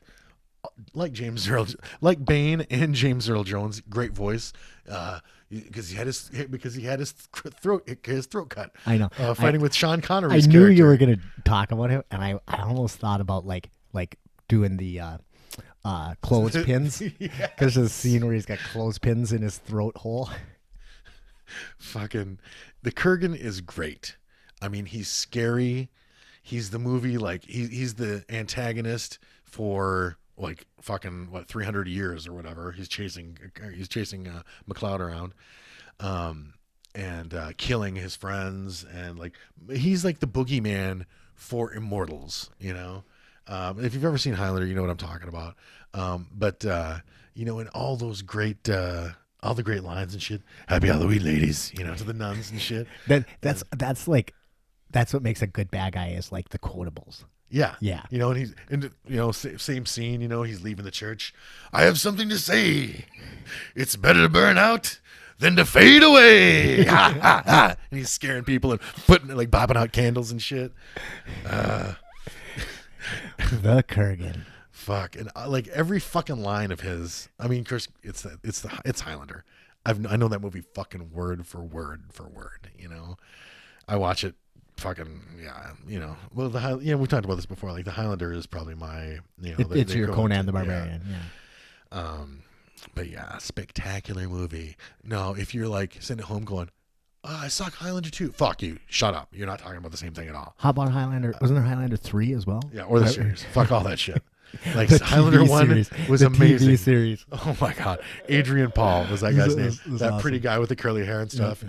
And the, you know, and his accent wasn't actually as bad as Christopher Lambert's Scottish accent, but like Christopher Lambert's accent was, like, he's from Belgium, so his accent was just weird, but it definitely wasn't Scottish, you know. But yeah, it just kind of added something to the film. I mean, we don't know what Scots sounded like 300 years ago. We don't have any voice recordings of them. True. We don't know 400 years ago. You know, but all the other guys playing Scots, they all sounded the same, and he's there. Yeah, but they are younger than him. Angus Pease is killed all the time. I guess they're not. And yeah, it depends on. Yeah, you're right. So yeah, the Kurgan. Boop. So, I had to look this one up. I couldn't remember his name. Oh, I had to do that a couple of times. Detective Stansfield. Stansfield. Played by Gary Oldman. The Professional. Oh, Leon, man. the I always Professional. forget about that movie, but that was a really good movie. Super good movie. That's kind of up there in that same like Man on Fire. Did you love Man on Fire? Is that the one with Denzel Washington. And Yeah. John Malkovich? No. Dakota Fanning. He's Dakota Fanning's bodyguard. He's like a washed up fucking CIA guy. Okay. He's an alcoholic Yep. and shit. I didn't love it though. You didn't? No, and I actually Man. didn't love Denzel. I don't love Denzel Washington in most things. Really? Yeah. But I mean, he's been in a few good. Anyway, You're a I weird don't want to talk about guys. that. I want to talk about fucking Gary Oldman in The Yes. Professional. So this was a movie. 94. I thought about his character in The Fifth Element. Great. Gary Oldman's a great bad guy. He's a fucking great. He was also a great bad guy in True Romance. Do you remember him in True Romance? He has fucking dreadlocks and gold absolutely. teeth, and he's all yeah. He was a very mediocre bad guy in The Book of Eli. Super great. I didn't see that one. He's a super good actor. Yeah. You know. And there was also like when he was the fucking Air Force One or something, and he plays like a Russian that. Yeah, something like. But do you remember Sid and Nancy? Oh, I mean, he he's wasn't great. a bad guy, but he was Well, fucking amazing kinda. as Sid I mean- Vicious. When I think of Sid Vicious, I actually think of Gary Oldman playing not rather than Vicious. Sid Vicious. But he plays this guy, Detective Stansfield, and who is basically just the worst dirty cop ever, and he's going after they're going after this guy who's a professional hitman named Leon, and Leon has this little girl living with him, and played by Natalie Portman. And it's the weirdest, crazy, like, love story fucking... It's just a weird movie. It's uncomfortable, but it's beautiful, and it's just awesome. It's one of my favorite movies ever. I need to watch that again. Oh, it's so good. I've seen it many, many times. But there's... I was going to try to, like, remember, like, my favorite line. And in this one, Gary Oldman is, like... they're going in to, like, get Leon, like the SWAT team, and Gary Oldman's all fucking sweaty and like but he's like super calm, and he's like, they're like, okay, we're gonna breach the door, and he goes, be careful, and then they go in, and of course they all get all fucked up, and then they call down, they're like, men down, and he goes, I told you to be careful, and he looks at the other guy, and he goes, bring everybody. And the other guy was like, what do you mean everybody? And he goes, everybody. And it's like, because he never like raises his voice and everything, and then he just screams it, and there's spit going everywhere. It's just great. Yeah, everyone. Yep, Yeah, that's a good call. he was. Yeah, I love Gary Oldman. My next one is one that I've probably talked about ad nauseum on here. I don't think I've mentioned. Well, okay, I guess I've mentioned Conan once or twice, but I was trying to like get outside of our box. You know, I mostly did that, but I did include the Lord Humongous The Lord Humongous. from Road Warrior. Oh yeah, I was like, how do I not know that? Because he's That's so great. iconic, like people that haven't even seen that movie know about the Lord Humongous because the goalie mask and So the I'm- fucking. I'm noticing that bondage there's gear. a little bit of bondage gear in kind of all of your favorite bad guys. Which you'd think in my book would make them good guys, Right. Maybe just to have was around. was the Lord Humongous a bad guy? Huh? Or was he a guy who He was... was a pragmatic guy. He was a pragmatic. He was kind of like, he was just making his way. The only way It's they know how. right. It's just a little bit more than the law will allow. But the Lord Humongous was the law. Oh, in that case. But yeah, so the Lord Humongous, you all know about. You know him, you love him. He's the warrior of the wasteland, the Ayatollah of rock and rolla.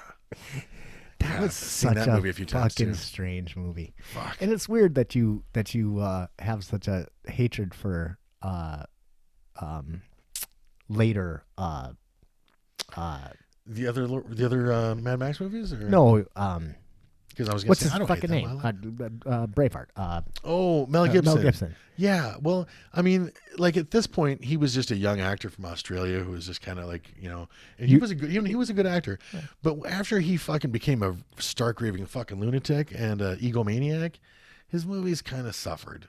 But I mean, I do like, he made Apocalypto. I was surprised that he wasn't in there. Did we talk about it on here? I forgot. I don't think we have talked about Apocalypto. Have we not? Because Matt did watch Apocalypto. Yeah, I don't think we did. I didn't like it that much. It was okay, but I didn't love it like the way I thought I would love it. Yeah, that surprised me. I don't. If we did talk about this, we're just going to repeat ourselves. My problem with it was simply this: I don't like movies, or I don't like it when you have an untrained, passionate person winning out over highly trained professional people. So it's like the whole thing, like, he's gonna overcome because he's so passionate, right? The fucking Aztec warriors that were going out in there, they are the fucking most highly trained badass motherfuckers around. Period. And they're going in and basically like subjugating like peasants. The peasant doesn't rise up against the nightman. It doesn't work. Well, see, there wasn't a lot of like him. There wasn't a lot of like fight scenes. You know, he kind of outsmarted them. Yeah, and he was on his home turf. Like he was in the jungle that he grew up in. Yeah, yeah.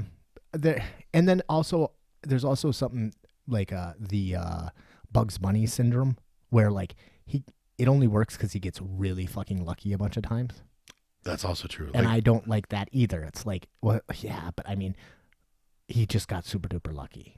There were a couple of scenes I really liked. I liked when he took the beehive and wrapped it in the thing and then whipped it at him. That was fucking cool. And then I also liked the frog. He used the frog poison, and that part was kind of cool. Yeah, just being like or was the hunter gatherer dude that he was, you know, Right. like a lot of that stuff. Like that was, you know, that I really one of my favorite scenes was the chase where the jaguar joins in. Yeah, but that was also just a huge pile of luck. Yeah, absolutely. So like, yeah, But like you like it, like I felt like the gods were on his side or something like that. I don't like that either. I that doesn't bother me. but I didn't hate it. It was worth watching. And it was also kind of, there was one scene in there where his wife or whatever, who's super duper pregnant, is in this like well, and then the well is filling up, and she has the baby in the water, and then like I was like, interesting choice of like, wow. It was, and they like pretty much showed it. I think that it had to actually be a person having a baby in the water. I mean, I can't imagine how else you'd do it. I mean, it was pretty crazy. So, but yeah, I don't know. We got sidetracked on the apocalyptico though. So. But yeah, the Lord Humongous, the goalie mask, wearing, you know, BD and S&M outfit, you know, with the fucking the collector's handgun. I mean, what you're saying, you know, Thursday wear. Yeah, you know, you can't wear that year round. It's, you know, it's cold here. But this shit's just for summer. But yeah, the Lord Humongous is fucking, you know, he had that like that gang made up of like ex-cops and gay boys that he called them.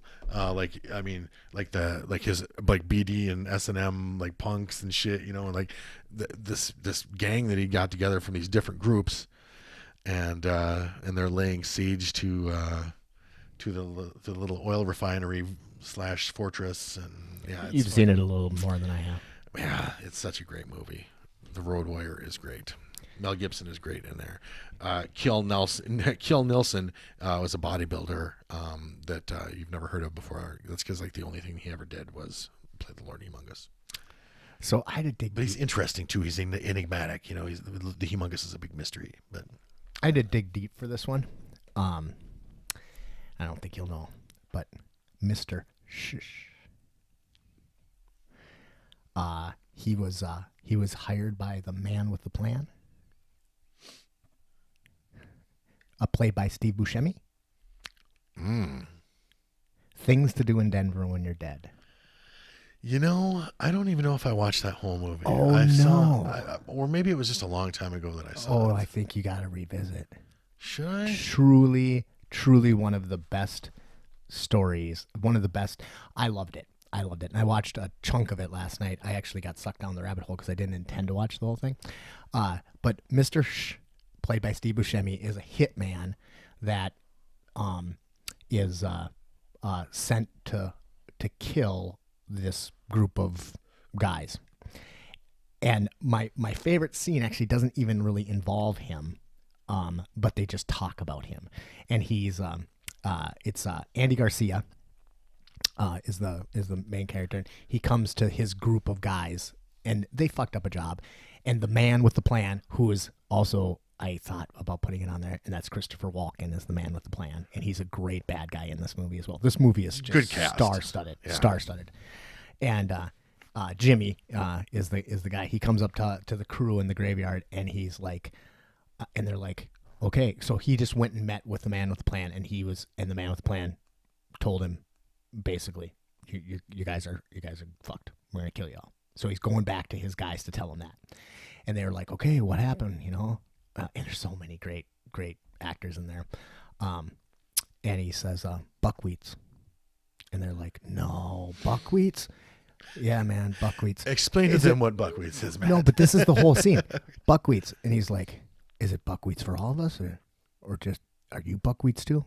All of us, man. All buckwheats. End scene. What the fuck is buckwheats? Right? So you're sitting there watching this movie. This is the thing I loved about the movie, is that they have a scene and they don't explain the language. And then the old man in the coffee shop, like the narrator, comes in and says, yeah, buckwheats doesn't just mean you're fucked. It means you're totally fucked. It means you're going to get killed in the worst way possible. It means they're going to take their time and they're going to send Mr. Shh. And that's Steve Buscemi. And then the next scene, Steve Buscemi's walking in and he's like all geeky and whatever. And I just love it. It's one of the movies that I often, like, I reference all the time. Like, one of the things they say in this movie all the time is boat drinks. They don't explain it. They just say, every time they part, they go, boat drinks. Well, what? And then the guy explains it through the entire movie. They don't explain it. And finally, at the end of the movie, the narrator says, oh, yeah, boat drinks. Well, that's when you, and I'm not going to wreck it for you because it's worth waiting. We won't tell them about what buckwheats is either. Well, we did. Buckwheats is getting killed in the worst possible way. No, but like, what the worst possible way is, like what they're talking about. Well, you'll have to watch it. It's really one of my favorite movies of all time. It's been a long time since I'd seen it, but I was like, I'll give it another watch.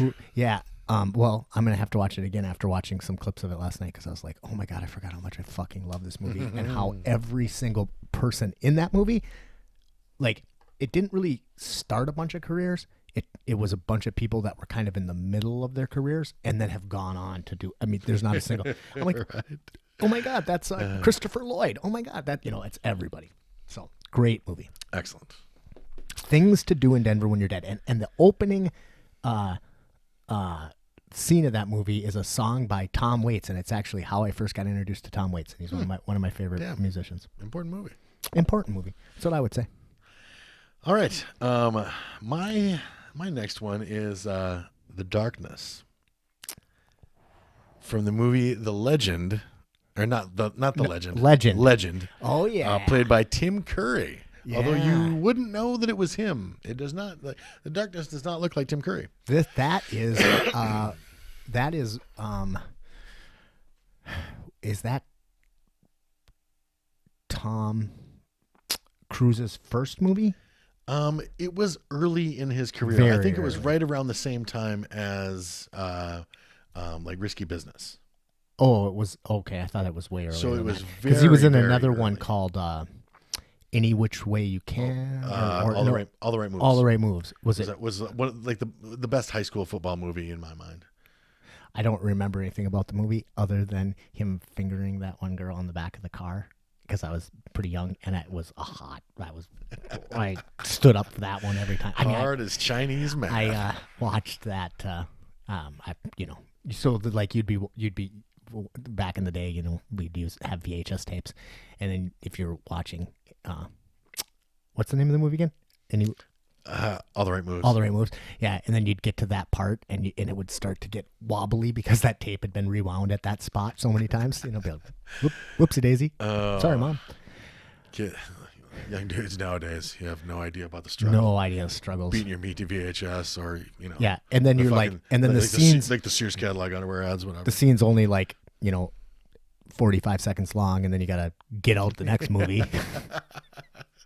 It would take all day. Taught us patience. The Darkness was a cool bad guy. A scary bad guy. Also kind of interesting. And did he look like He had that was the great home. I mean, that's coolest looking bad guy ever. pre-CG. Yeah. So this was like true costuming, and he had just these massive fucking demon horns, and yeah. And like that red skin. He's just jacked red skin dude with like cloven hooves and those fucking big old fucking horns. And he was a fucking awesome scary bad I would guy. like to know who did the makeup. Not makeup isn't really the right word, but the costuming for that. I wonder if it's the same guy who did American Werewolf in London, because he was like, I listened to a podcast with him on it the other day, and he did a ton of movies. But and the Thriller video. And the Thriller video. Yeah, you knew that, huh? Oh, yeah. Yeah, same guy. Yeah, I wonder if he's the guy. Because he was the go-to guy for anything you couldn't do. And that was a cool looking bad guy. Like, that was really well done. All the makeup and shit like that. And he's, like, the voice was right and fucking, and God, he was just cool. And at times you almost felt sorry for him and shit because he was so lonely. But he was evil. He was the bad guy. Yeah. Yeah, that was very good. Okay, my next one. This is a little more recent. The Demogorgon. Hard to put him in the bad guy category, bad person category, villain category, because it's almost like you like I thought about the eye of Zoran, but it's like pretty Sauron. It's like it's not really a thing. Like, so the one thing about when you're trying to pin down a bad guy is you want like to be able to like understand their motivations, and because you want to be able to sympathize with them in some way, Yeah. And there's no sympathy there. I mean, that's just nope. That's just evil. That's just like maybe not. Why would you say evil? He's not necessarily evil. Is it evil when the ants eat the, trees, whatever? It's just, we're not important to him. Maybe. I don't know. But super good. We're talking about Stranger Things, if you don't know what we're talking about. And the Demogorgon is kind of the Lord of the Upside Down. And if you haven't seen Stranger Things yet, what are you waiting for? It's a fucking pandemic. Just watch it. Start early in the day and just watch all 3 seasons. You'll be fine. Super good. Very addictive. Awesome acting. Get something to pee in. Keep it close. Yep. Snacks. Don't get them confused. One of my favorite characters, I suppose, was the little Demogorgon. I can't remember what where he has like the pet and he wants to keep it. Its face opens up. I want to rewatch those. That's how it happens. I mean, I've seen them. I think I've seen each one twice, but I'd like to watch them again. Oh, and one more thing about the Demogorgon is it's interesting how it's made so many young people get into D&D again. Yeah, those kids, those books. Those were the D&D books we used when we rode around on our bicycles, just like those. To go over to our friends' houses, just like that. Our with friends big that dressed just like that. Just like that. Yep. All that shit. Yep. So authentic. We've talked about that before on the show. Fucking the but nostalgia level on that. But it's weird how now, dude, I went to Target the other day and they have 20 D&D basic sets, and I'm like, holy shit! I mean, you used to have to go to some shady ass fucking bookstore, Tom's Pet and Hobby, get attacked by a fucking raven or a fucking parrot, that big awful parrot, and then fucking bully. Yeah, and pay huge amounts of money for these fucking books, and yeah, it was crazy. So, yeah, dice made of gold, indeed. So my next one, John Fitzgerald. John Fitzgerald. Tom Hardy's character from The Revenant. The one about the guy who got eat up by the bear? Yeah. I don't remember it.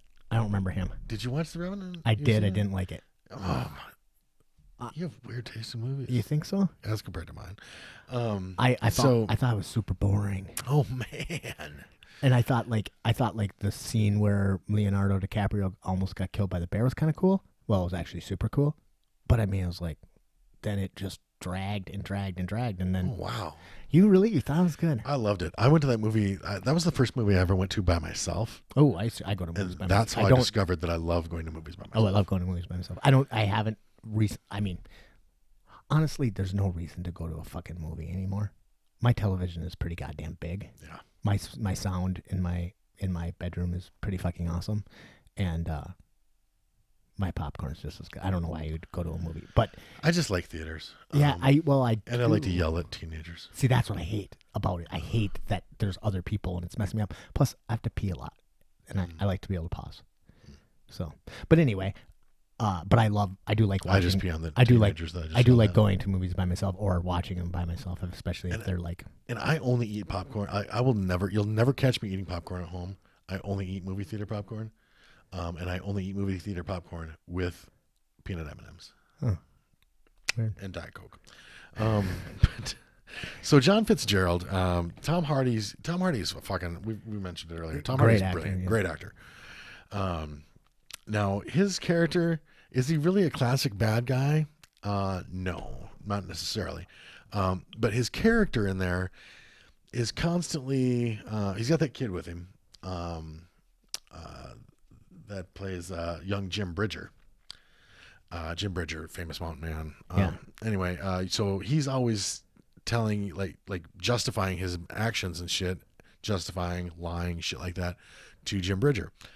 And you can see, like, he's always trying to justify shit. He's rationalizing every self-serving, cowardly, shitty move that he makes. You know, like everything that he does in there, like it's all him. But he's like rationalizing it, like, well, I had to do it, blah, blah, blah, blah, you know, like, and explaining why and shit. And that's, like, there, you know, you got Zoran. Zoran is just like the force of evil in those books, whatever. Right. In Lord of the Rings and shit. Why? Because that's him, because he's evil, blah, blah, blah. Now, John Fitzgerald is a real world bad guy, because that's what bad guys in the real world do. They just have to make it right. Like, you know, they do shit that's just in their own interests. They do bad shit to other people because it furthers their ends. They would not think of themselves as bad guys. Absolutely not. Right. You know, they do all kinds of weird shit to justify. Basically, like, he's, you know, what would you call him? Like, I mean, like, everything's in his own best interest. Like, he's a Republican. But you know, I love you. But he's always trying to do this shit and always, you know, like, trying to make it seem legit. And I mean, sure, maybe he could sway you or talk you into that shit. You know, it worked on, like, between the justifications and the lying, it worked on Jim Bridger for a while until finally Jim was like, no, that's not shit. That's not right. You know, that's not the way this shit's supposed to be. I was going to say maybe I should watch this movie again, but then I remember, no, fuck that. Fuck, it's It was great. really long. It's amazing. Yeah. And it wasn't even boring. It was, there was a lot I of had action and a stuff. couple of good scenes. Man, I love that movie. So yeah, I really, really appreciate it. Then if you watch that movie again, I won't. Not you, them, those two. They won't. No, they probably won't. I'm the only one that loves that movie. No, I'm not. No. There's other people that like that movie. No, that's another thing I think about that movie, particularly that, like, I hate it when a movie gets super duper hyped and everybody's talking about it. Then you go see it and you're expecting it to be good, and then you're like, oh. See, I wasn't expecting it to be that great. Man, I thought it was. I heard from everybody how fucking great it was. Really? Yeah, I couldn't wait to see it. I thought, oh my god, this is perfect. This is right up my alley. I love, you know, historical, you know, action movies. I love, you know, like the history, the time period's great. Like, you know, the French Canadian fur trapping, you know, kind of time period's fucking awesome. Yeah, it was just, Yeah. Oh, speaking of which, have you got any farther in Barkskin, or did you? I watched that. I'm 2 episodes in now. They play 2 episodes a night, once a week, Monday night, and yeah, so far so good. I mean, it's not blowing my mind, but it's excellent. Okay, I'm gonna wait until it's So far. done, and then I'll jump in, because I hate not being able to. I hate having to wait.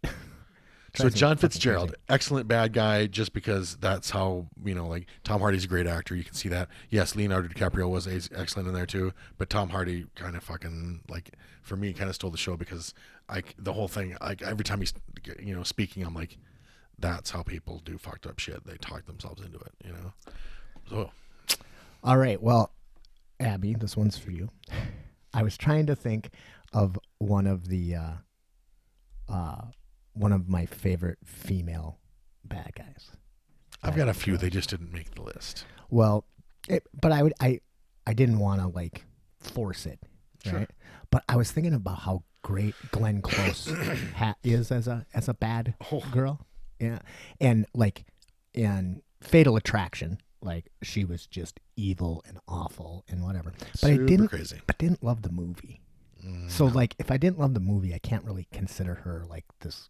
I mean, she was fantastic in it, probably like great, real like representation of a fucking crazy stalker bitch. But I didn't love the movie. But I did love the Marquis de Maîtreville, maybe. The Marquis de Maîtreville. Anything? 1988. Dangerous Liaisons. Oh. And she kind of plays the same character she did in Fatal Attraction. But she's this French, could be French, I don't know, noble person, and manipulates this whole situation where John Malkovich seduces Uma Thurman's character, and then like I don't know, it is a great movie. And I don't know, 10 years ago, they kind of did a remake of it that was like a Hollywood piece of shit. That modern day, fuck, don't watch that thing. Go back, watch 1988 Dangerous Liaisons. It has Michelle Pfeiffer in it, Uma Thurman, Keanu Reeves, John Malkovich, Glenn Close. That's a fucking cast right there. Show enough. It's totally accurate. It's not a true story, but it's a totally accurate historical fiction. So like everything's right. All the clothing's right. The language, well, I mean, they're not speaking French, but like the titles are right, and it's just a super neat fucking movie. And it's got a great duel toward the end of it with Keanu Reeves and John Malkovich, one of my favorite duels ever, because it really shows how dirty and gross like actually dueling was. It wasn't. It's not like yeah, great duel. All right. Kim, no.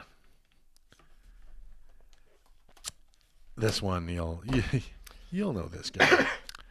Roy Beatty. Rutger Hauer's character in Blade Runner. Oh, yeah. I almost hesitate to call him a bad guy. That's a tough one because I guess he was the villain, but you could see his motivations. He just wanted him and his friends to live. I don't know. It just depends if you're human. If you were a AI, I think you'd see him as a hero. So yeah, really, it's a matter of perspective, right? And they killed some people. Oh, but I got another honorable mention. But Blade Runner. I mean, yeah, that's one of the reasons it's fucking spectacular and it's a great movie. Like good and bad. The black and white. In Blade Runner, like the good guys and the bad guys. I'll just operate in different shades of gray and kind of like Game of Thrones and shit mostly. Yeah, fuck. He was really great. Yeah. And a great speech at the end. I just looked this up the other day because we were watching True Blood, and Rutger Hauer is in like season 6 of True Blood, right? As Sookie's uncle, fairy uncle. And I don't know, and he's great in it, but I was like, oh my God, I was like, telling Meta, I was like, he was in the scariest movie I've ever seen in my life. And I could not fucking remember what it was, so I had to do some Google. It's The Hitcher. Do you remember The Hitcher? Yes. He was a really bad guy in The Hitcher. Rutger Hauer's the shit. Oh, yeah, he's shit. Yeah. I mean, he's probably the only, remember Lady Hawk? Oh, yeah. Fuck, do I remember Lady Hawk? I love Lady Hawk. That was a terrible Michelle movie. Pfeiffer. I don't, it probably doesn't hold up, but man, I loved it at the time. Well, even that at the time, Michelle I realized Pfeiffer, it was bad. right? But I probably, if I watched it again, yeah, Michelle Pfeiffer, Matthew Broderick, and Rutger Hauer. Matthew Broderick, yeah, and like playing really Newt. early in their careers. Newt. Anyway, Michelle, I just watched Maleficent 2 the other day with Meta, and it's pretty fucking good. I mean, it's fun. Those are good movies. Yeah, I saw the other one just like, I don't know, a month ago, whatever. But Michelle Pfeiffer was in it, and she's, well, how old would she be? She's got to be in her 70s anyway. God damn, she still looks good. Yeah. Just beautiful. And man, it's always been a fucking just monumentally so I was woman. probably, I don't know, 13 maybe when Lady Hawk came out, and like I thought she was the most beautiful woman I've ever seen in my life. And that's a beautiful story. Yeah.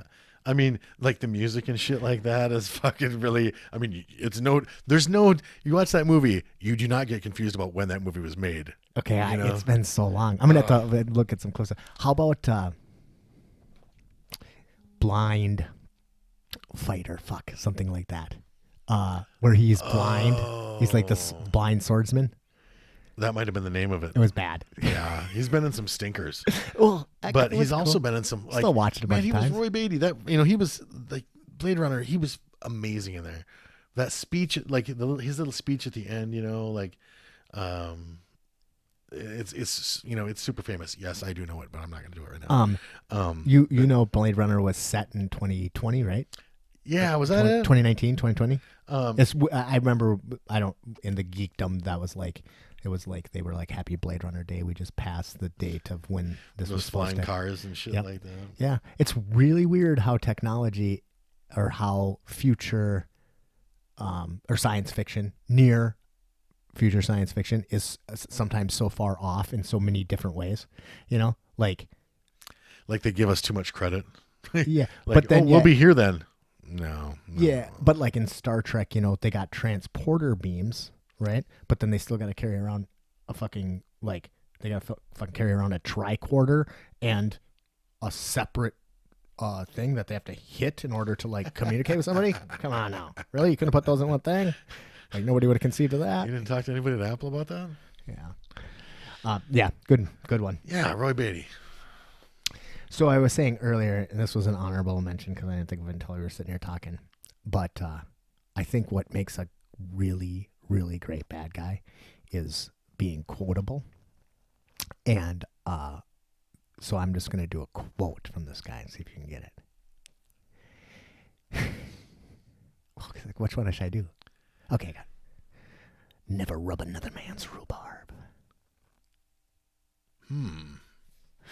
Do you ever dance with the devil by the pale moonlight? Man. This is just a question I ask all my friends. And best of all, this town needs an enema. Indeed. The best version of the Joker of all time, played by Jack Nicholson in the original Batman with Michael Keaton. And I'm not quite as like I believe there was only one Conan the Barbarian ever made. Whatever else came after that is, I don't acknowledge it as canon. I don't know if I feel that way about all of the Batmans. But I fucking loved Batman a lot. See, I liked it, but I liked the Christian Bale ones better. Yeah. Well, I don't. So to me, it's like comparing, like that Michael Keaton Batman. That was just so. It was a good time period in my life to like really be into that character. And half of our fucking movies 15, are from 16. that. Well, that's what I was thinking too. I was like, man, do I have anything that's even close to modern? I mean, I got the Demogorgon, and I think I only think of that because it was set in the 80s. Because that's when bad guys mattered. But yeah, I loved the Joker, and like he was definitely one of those people that you could. Like relate to their motivations. I don't know, so many great things. Fucking breaking out the fucking Prince music, and yeah, just great. It was a great movie. I'll watch that again. And I also liked the second Batman, which a lot of people didn't like, but Danny DeVito as the Penguin. Super dark and like just whatever. I loved it. Yeah, I think I may have told the story before, but So Michael Keaton did two Batmans, and they were both done, but with the director, Edward Scissorhands guy. Guy with the Nightmare Before Christmas. Ridiculous crush on Michael Keaton. No, I was gonna say Johnny Depp. Oh, also Johnny Depp. That guy, whose name I can't remember right now, and then. They wanted to do they wanted Michael Keaton to do Batman 3, but they got rid of the director whose fucking name I can't remember. And Michael Keaton turned down Batman 3 on principle because he thought it would be a turd if they had a different director. And I was listening to an interview with him years and years later, and he said that was the worst financial decision of my life. He said, in all of the movies I've done from that day to this day, I probably haven't made up the bill, of what I would have made on that one movie. Yeah. And it's a decision I've never regretted. And I was Good just for you, like, Michael Keaton, I love you, man. Like, I thought that was super cool. Because, well, he was a big star for a long time. Michael Keaton was a cool guy. Beetlejuice. Great Beetlejuice. Even some of his like lesser known movies, like So, remember Gung Ho? Gung Ho was great. Yeah. Fucking Mr. Mom was great. Yeah. Was Beetlejuice a bad guy? No, you can't be the name. You can't be the name of the show to be a bad guy. I love Beetlejuice. Come for your daughter, Chuck. Okay, so we're doing Corona karaoke with the kids, and I think they've turned every Winona Ryder movie into a fucking musical now. They start singing Heathers. They're singing some song out of the Heathers musical. There's a Heathers musical? Right? And I was like, I'm listening to them sing it. Heathers wasn't even a cute movie. That shit was dark as fuck. Yeah, right. And in the song, they're talking about how, they're going to blow up the school and shit. See, that fucking movie wasn't even big back then. No. I loved it. It tanked. It had a little cult following. It never had more. And now it's bigger than it was? It's a great movie. Weird. And then it was a great movie. Then they start singing some Beetlejuice musical stuff, and I'm like, seriously, was some musical writer just like, I really got a boner for Winona Ryder, I'm going to turn everything she's ever done into a musical? I don't know. But yeah, it's pretty funny. So I'm like, I want to see these musicals. Shit. All right, I've got another one here. This is a popular one. And really, I had to think about it because he's not one of my personal favorites, but I have to give credit where credit is due. The Butcher. Daniel Day-Lewis's character from Gangs of New York. Well, I'm going to give you the Daniel Day-Lewis because my next recommendation has him in the show, but I just did not fucking like Gangs of New York. I wasn't blown away like a lot of people were. It was good. I've probably seen it twice. But he is like the character is great. Way more interesting, far and away the most interesting character in the movie. Okay. I mean, he kind of eclipses everyone else, like Leonardo DiCaprio, Cameron Diaz, totally fucking eclipses them. In fact, the rest of the fucking everybody else in that movie is in the fucking Butcher's shadow, So I think I might just have a problem with Martin Scorsese movies. The only one I could think of that I liked is The Departed, and when I say liked, I thought it was good, but I watched it once and don't really remember much about it. So I might not like The Martin Departed Scorsese. was pretty good, but I mean, it again didn't blow my mind. I guess what's my favorite part of The Departed? Maybe yes, maybe no, maybe go fuck yourself. Fucking great line. But yeah, so The Butcher, got to give him the nod. That he was a fucking amazing bad guy. So my last honorable mention. And I, again, just thought about it as we were talking here, and I really wish I knew his name, his character's name. But he was, this is one of the most beautiful movies I've ever watched. It's not I know it's a great movie. It's not, okay, it's Last of the Mohicans. All right. It is a beautiful movie to just watch, right? It just looks so good, and the music's so good. The story's not really all that. I mean, but the fucking bad guy Indian in there, I thought about him. Fucking good. I wish I would have thought of it before, so I could have got his name and the actor's name. The actor's name is Wes Studi. Okay, and he's fantastic. He also played Geronimo, and he just looks so bad. He's got this crazy pockmarked face, and he's and that's a fucking, and that particular kind of bad guy, he's the bad guy that had he been left alone, he would not be a bad guy. But in Last of the Mohicans, yeah. But he had been enslaved his fucking son had been killed and fucking his family had been fucking taken from him and shit. And yeah, but he's working for the bad that guys. made him the bad guy, right? Yeah. You know? So that's the revenge bad guy. You know, who, like, if you would have met him before all these horrible things happened to him, Yeah. probably would have liked him, you know? Yeah, that makes sense. So the revenge bad guy, you know, different kind of bad guy. And he is, and working for fucking Montcalm or whatever, on the French side of that. That but movie of course is, and it's so muddled because there was no good or bad guys, and really, in history. I mean, you know, you got two empires fighting over fucking territory. But I mean, he was just a badass too. Yeah. That scene when they're at the end when they're running, you know, and I love it. There's everything about it, that movie. And didn't he kill Uncas? Yes, and yeah. Fucking Uncas Chingachgook. Yeah. And then fucking and then Hawkeye, his fucking 18 million names.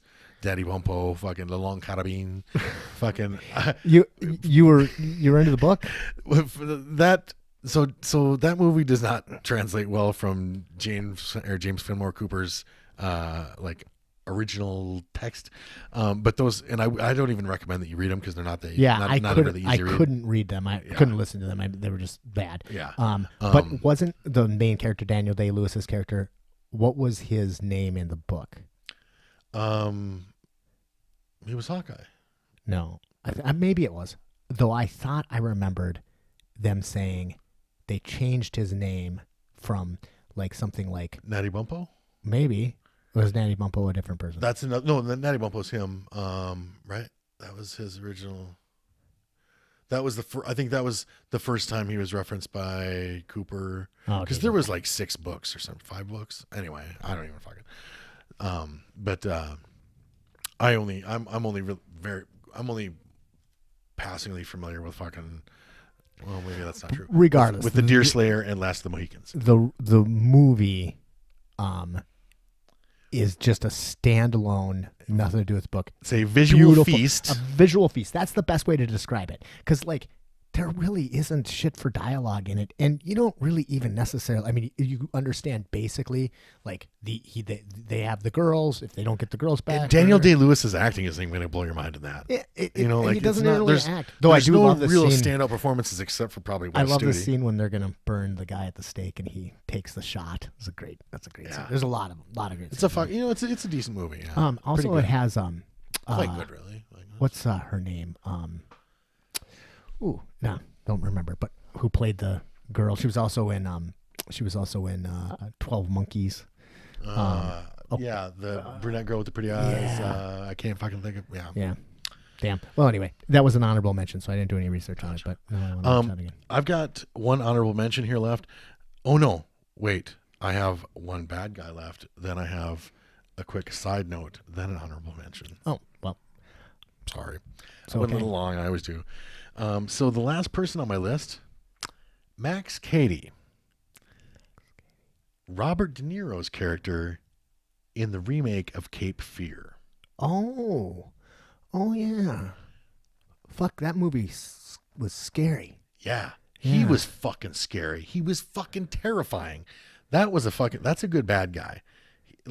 This fucking convicted, like this brutal fucking convicted rapist that's been fucking locked up for fucking like 15, 10, and he's all 10 like years or whatever. Tattooed up. Yeah. And that whole fucking time, all he's doing in prison, besides getting fucking gang raped, is fucking plotting his fucking revenge against this attorney. Yeah, that was a fucked up movie. And who was the attorney? The attorney was Nick Nolte. Nick Nolte, yeah. Now, I never watched the old black and white version. Oops. I never watched the old black and white version. With I can't think of his name. Another great Doesn't actor. matter. Because I didn't watch it either. But but this version with Robert De Niro and shit, I mean, he fucking bites that chick's face off and shit. Yeah. You know, like he's scary. It's been a really long time since I watched the movie. I remember watching it and I remember hating it, not because I didn't like it, but like, it fucked me up. You know, it was bad. I mean, but Robert De Niro, man, who like he was ripped. Yeah, he was all tattooed up. He was like Robert De Niro is one of those true character actors who, like I did think about putting him down in from The Untouchables when he played the greatest gangster of all time. That guy. But what? I hate that we do this. Yeah, I know. Well, we weren't prepared. Al Capone. But I didn't love The Untouchables. You know what I'm saying? I loved The Untouchables. It was okay. And he was great in there. It was okay. When he's talking about baseball and shit. He was great. He was a great bad guy in there. There's a scene where he's walking around the table with a baseball bat, and you can fill in the blank. Delivering this great speech about like you got to have something that inspires you, like it's not like a passion, and he's got that baseball and he's giving this fucking great speech, like a goddamn pep great talk. Yeah, he's like giving this speech like he's this fucking excellent like he's talking to the board and he's like a Fortune 500 CEO or something. And he's throwing in jokes, and he's got everybody's attention. He's giving this fucking great speech, and then he peels that motherfucker's head wide open with that baseball bat and fucking kills him right in front of everybody. And up until this point, you're kind of like on his side, which was kind of like really the embodiment of Al Capone. Yeah, because the whole 20s Al Capone, the 20s gangster thing. The average, Chicago citizen thought Al Capone was pretty all right. Yeah. But until he wasn't, Yeah, pretty interesting. I actually didn't like Kevin Costner in it, and I didn't like that whole, yeah. But hey, Sean Connery was fucking great in there. Yeah. Andy Garcia was great in there. Lot of like racial slurs too, like just like a wop bringing a knife to a gunfight. Probably one of the best lines ever. Yeah.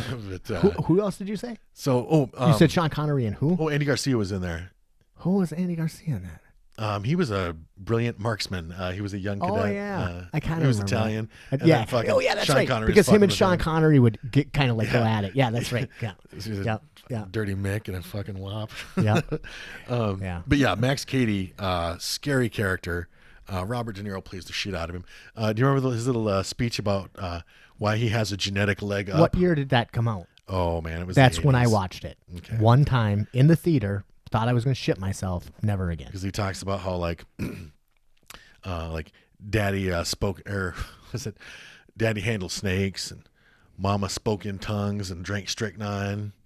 I guess I could like that explaining like why he has a genetic leg up because his parents were such fucking. Yeah, and he was like, and he had like a southern accent. Yeah, he was this Cajun, like straight up fucking like bayou, like fucking. Well, probably I'm had not a going rough to life. rewatch it. Do you think he maybe had a little bit of a rough life? Like maybe. But if you like a really good scary bad guy, you didn't think he got enough hugs? Possibly. That's probably what happened. He probably didn't get enough hugs. I will go on YouTube and watch some of Robert De Niro's parts of it. But that's if you do that, you might wind up watching the whole I thing might. because it's super good. If you haven't seen Cape Fear, in Things to Do in Denver When You're Dead, yes, I watched one clip and then the next clip came up, which was the very next scene of the movie, and then the next clip came up, which was the very next scene of the movie. I was like, I have more research to do. I cannot watch this whole movie. That's a good pick. That movie fucked me up. Yeah, I was excited about that one when because I'm like, fuck yeah, that was a good bad guy. The only I just thought of another Nick Nolte movie that like fucked me up too was The Princess Bride, or not The Princess Bride, The Prince of Tides, The Princess Bride. I never watched Remember Nick Nolte and The Princess Bride? Yeah. I wouldn't have watched it. I would never have gone to it. But this was a long ass time ago, and it was one of those things where they would take a movie that hadn't been released yet, and then they would like secretly put it in the movie theater. And then when you'd go to the movie, they'd say, hey, the movie you wanted to see tonight, the one screen, the movie you want to see tonight, we don't have it, or it's not, but we're offering a free admission to this movie. That never happened to me. Yeah, it happened at the Brainerd Theater. Free admission to this movie. It's called Prince of Tides, starring Nick Nolte, and there's like a person there and they're kind of pitching you to go see this movie, and then afterward you got to fill out a survey. I'm like, well, that's kind of cool. Save some money, free movie, Prince of Tides. I kind of like Barbra Streisand. Nick Nolte's cool. Holy shit, that movie is fucking horrible. It's about Nick Nolte's character as a little boy gets fucking raped, and I'm just like, and you know how I feel about, yeah, You think you could have came with a fucking disclaimer? His whole family gets raped. His sister, his mom. I'm like, this is a fuck that movie. And like Barbara Streisand plays Nick Nolte's counselor. Wonderfully done movie. I don't think I'll ever be the same. God damn. Thanks for the This movie's not just good. It'll fuck you up for life. fucking Crazy people. Great movie. Great fucking movie. Sony, because Caucasians are just too damn tall. That is a great movie. Martin Short. Right? Martin Short? Martin Short. Dudley Moore. Dudley Moore. That's right. Dudley Moore. Yeah, it's about this guy who works in an ad agency, and he gets has like kind committed. of a nervous breakdown. Yeah, he gets committed. Well, first he works in this ad agency, and he's going through some stuff, and he decides that there just isn't enough truth in advertising, so he puts out this whole like thing in like the New York Times or whatever, and it's all these ads, and like one of them is like this movie won't just scare you, it'll fuck you up. I think that's one of the crazy. No, that's afterward. Is it? Yeah, I've seen this movie a fucking shit pile of times. And then they commit him to this mental institution, and he's in the mental institution. He gets all of the crazy people. Jaguar. Kind of For men who enjoy getting hand jobs from strange women. from women they hardly know. I'm sorry, I know it so well. I know it's so, yeah. There's a scene in there with this kid. There's this Asian kid, and he's gets in behind the wheel of his car, and he goes, "I'm going to run down some Caucasians today." I was like, that's something I should watch again. 16, I was probably 16, 17 when that movie came out, and I was living with that guy, Aaron O'Neill, at the O'Neill household, which was actually like a double wide trailer house. 17 people lived there, but whatever. And we, but that was one of the movies we just fucking watched all the time, and like would just always laugh about it. But yeah, lots of great stuff in there. Interesting. Oh, that movie won't just scare you. It'll fuck you. And then they're like interviewing people in the line for the movie, and when they're coming out of the movie, and like, I am fucked up for life. Oh yeah. So anyway, he winds up getting like he winds up going to the funny farm, whatever. I know that's not the preferred nomenclature nowadays, but whatever. That's what it was called. So then he meets all these people, and he fucking like comes up with the idea, like he's like, these people aren't crazy. They just tell the truth, and he uses them to like start his own ad agency, and that fucking movie is great. It is great. Okay, before I get to my final honorable mention, I just had to throw this one in there. I thought about it last night / today, and I've just got to put this down as a bad guy. Because I was so unprepared and I was disturbed by it. So I just started watching the 4th season of Homeland, and her baby is so fucking ugly. I've got to put it down as a bad guy because of the way it made me feel. I was fucking repulsed by this horribly ugly ginger child. So, and it was disgusting to me. Like, remember, you come from a place of privilege. You have an adorable grandbaby. It's not everybody's baby's as pretty as your baby. But this one was like, I could tell this one was evil because it was so fucking ugly. And it might bite you, and then yeah. So that means you got to the season where he bites it. Yeah. Pretty good. Yeah. Yeah. I didn't know, like, up until the last fucking didn't think that was gonna happen. I was like, how are they going to get him out of this? Like, is he going to have a collar on that fucking, like, you know, like, they're going to fake his death or whatever? Like, nope, they kill him. You know, if that show would have stopped ended there at that season, I would have maybe put it down as the best series of all time. Now, it would have also enraged me because fuck. But now, I'm not saying that it's not still good after that. I think that it is. And I think this season that you're in right now may have been the one where I was kind of in the lull, but then it picks back up, but then it drops back down. But that's what things do. But man, there's an ebb and flow. That would have been a great ending to it all. Mm-hmm. Well, I don't know. So far, I haven't like I'm a few episodes in now to season 4, and I'm not hating it. You know, She's out of the game. She's Quinn. Quinn just slept with that the manager at the. okay. Yep. I remember that. Time. That surprised me. And That she's was out awesome. of the game. She's no longer working with the CIA. She's actually running at this point. She's running the Pakistan office. She's the district chief or whatever in Pakistan. Okay. That guy got fucking drug out of the car and brutally fucking murdered. Oh yeah. Yeah, there's a lot. She going almost. on Oh yeah, last episode that I watched, she almost drowned the baby in the bathtub. Okay. So she's okay. I know where you're at. Yeah. I base the point of where you're at in the show with her mental like faculties. You know, and I was talking to because Christine's not watching the show with me right now. Again, this is Homeland, and I told her that it's pretty obvious. Like, she's clearly batshit crazy.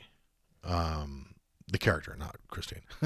Yeah, but like also like her issues also lend themselves to being a great fucking agent because of her fucking dogged. You can't even call it dogged determination. She obsesses on shit and will not fucking let it go. Right. And we've had this conversation like so many times, but it's the exact same thing as when, to bring it up again, but when the Bruce wanted to like follow William Wallace, and his dad is like, no, you can't do that. Wallace is an uncompromising man, right? That's what makes great, whether it's CIA agents, whether it's private investigators, whatever. You have, but that doesn't make them great people. It makes them great. It also makes for great villains. Yeah, being uncompromised. Same thing, right? Because they're so like mono focused on this one thing that like, they're. I'm going to get the job done. Don't give a shit about the. But I will burn down everything, at least in my life, to get it done. I think that's one of the reasons I find Ray Donovan so compelling, because he's a lot like that. He's like a dog with a bone. Yeah. But so there's our there's our Homeland update. My final honorable mention on my list of great bad guys, any Kevin Spacey bad guy. So I thought about talking about him in 7. He was John Doe. Yep. Fucking great bad guy. in 7. Didn't love the movie again. I thought it was okay. I liked the movie. I also thought about him as Kaiser Sose. Yep. Verbal Kint / Kaiser Sose. Great bad guy. Didn't love the movie. The first thing that he caught my eye as a bad guy in, do you remember the series Wise Guy? Nope, that's why I didn't watch that one. With Ken Wall. He's an undercover FBI guy. And in the first season, the Prophets, Mel Prophet and his sister, who was a smoke show, it was just the two of them. They were like the only family that they each other had. And they'd set up like this criminal empire. And Mel Prophet was like a vicious, like, sociopath. Well, he wasn't a sociopath, I don't think. Yeah, I mean, officially. Clinically, yeah. But he, charismatic, like good businessman, smart and shit, would fly into these fits of fucking rage that were very believable. I remember fucking one scene, like, I will eat your children, like he's flying off, and it's so like, and I'm like, God damn, like to look at a guy like who is not physically imposing, like Kevin Spacey, yeah, and be like, God damn, he's a scary guy, that's good acting. Yeah, I really liked him in House of Cards. I haven't seen a single episode of that. Yeah, it's kind of a bummer story, because it like was a really good Netflix original series. Then Kevin Spacey I don't even remember exactly what happened. He tried to fuck a teenage boy or something like that. Some sexual allegation and then he got cut from the show, and then they finished it without him. I never finished it because I was like, he's the only reason I watched the show. interesting because he's definitely the bad guy in the show, but he's also the main character. So it's the main character. So maybe it's kind of like Dexter, except they never did a really good job of making Dexter a bad guy. Yeah. This guy's actually a bad guy. Like you're still rooting for him, but you feel gross about it. Even if, like piece of shit or not, Kevin Spacey, in my mind, one of the greatest actors of our time. Very, very good actor. Yeah. But yeah, that fucking Mel Prophet character. I mean, and this was in the 80s. And because the show like after him wasn't great.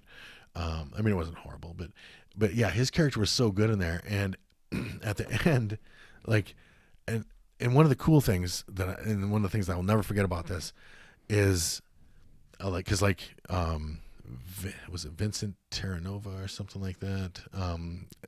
Ken Wall's character, at the end, when he finds out that this guy that he's taken in, I mean, because they become like they're close. Like he's his right hand man, like he's his bodyguard or whatever. Like he fucking puts all of his trust in him. He's banging his sister, like the FBI agent's banging his sister. He's not banging his sister. He might have banged his sister. I don't know.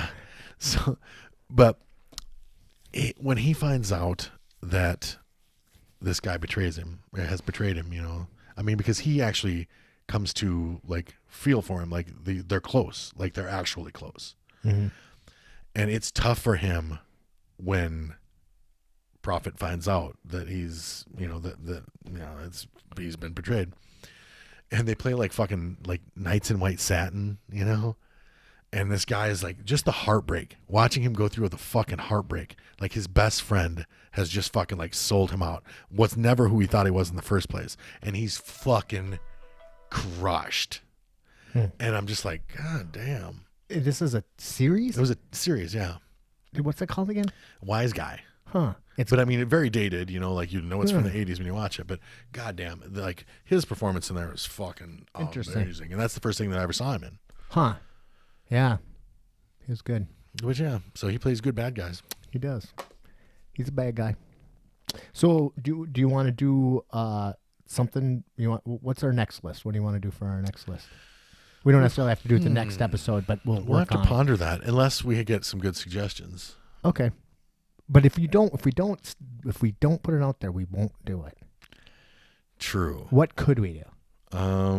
So I thought of, if we're gonna do movies, we'd have to do like genres. We can't do best movies. Like we've talked about our best movies so much. You want to do a week long podcast? But what about this would be, but well, it might be interesting. But best superheroes. I was gonna do serial killers, but Yeah. Or best serial killers? I don't know. No, I've never been that super into serial killers. I haven't either. Or what about? God damn! I just thought of another one. Fucking California with California with a K. Remember that movie? And it was fucking Brad Pitt's character. Yep. He was a really good bad guy. Really good. That was a fucking gross movie. I barely remember it. Oh, I watched that a bunch of times. He was a serial killer. That's what made me think of it, because it was basically a story about this husband and wife who want to travel across the country, and they like put an ad on Craigslist, and they end up taking a serial killer and his girlfriend with him. And he's going across the country to do research on serial killers. I thought about Mickey and Mallory. I thought about him too, yeah. But I'm like, well, because Natural Born Killers was, especially like the version that I saw in the theater was awesome. Yeah.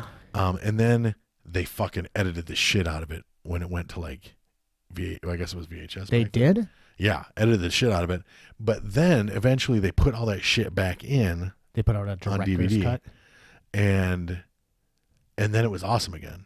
But there was just so much shit that they cut out, after the theatrical version. I don't know if I ever saw I saw it in the theater, and then it was years, and then I think I only saw, because I don't remember them cutting anything out of it, but I must have just saw the director's cut afterward. Really fucked up movie. Yeah. Really fucked up movie.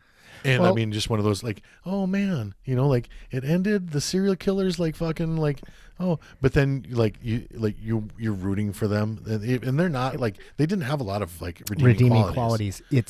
That's a weird one. So that's what I was like. I thought about Hannibal Lecter. Yeah. I was like, he's the hero. He wasn't a bad guy. You know, so like can't put him down as the worst bad guy or bad guy. 'Cause I was on his side the entire time. I'm gonna watch that series, that Hannibal series. Oh, I've heard it's okay. I watched a little bit of it one time and then I just got sidetracked. I'm gonna check that out though. The books are probably some of the best written books. I only read Red Dragon. Red Dragon was good. Yeah, that's like the movie was spectacular too. That's the history of like Hannibal,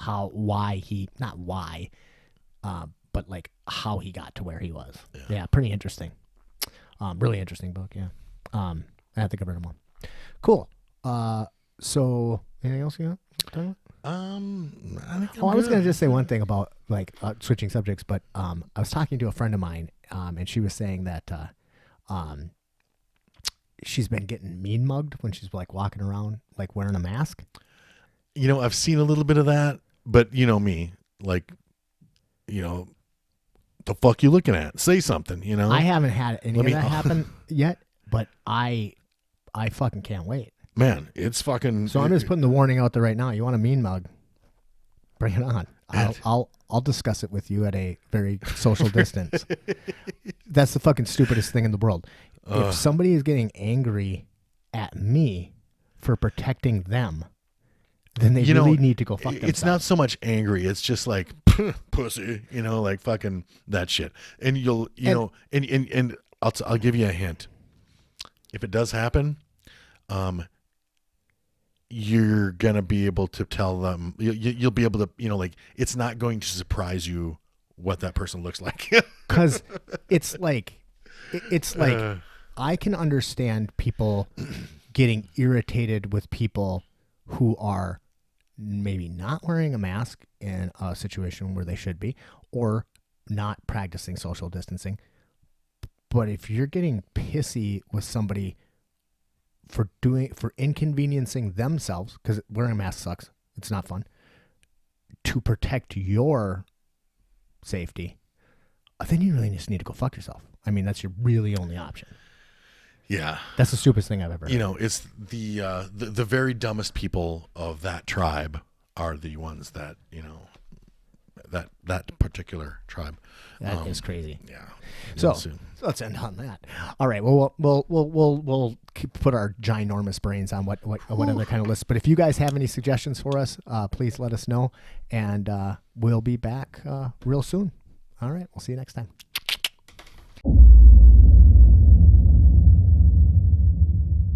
Hey guys, thanks again for listening to the podcast.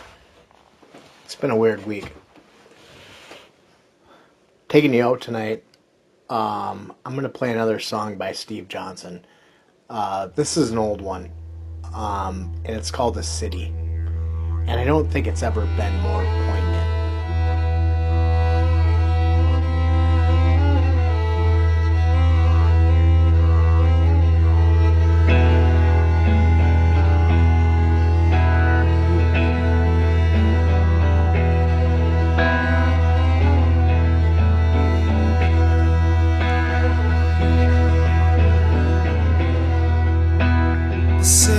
Swimming in sewage, stealing the souls from those unfortunates who won't get no better.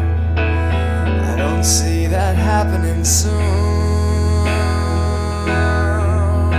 They're trying so hard to get through to you, but there's so much sewage for them to swim through, and we're drowning.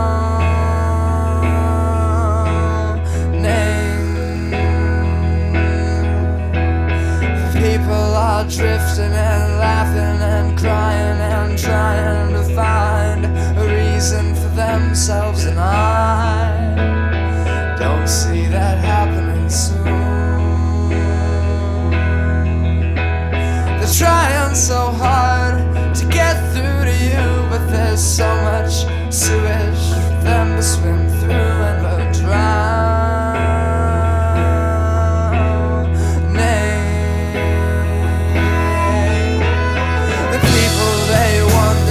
Holding the strings attached to their heads, you marionettes. There's nobody holding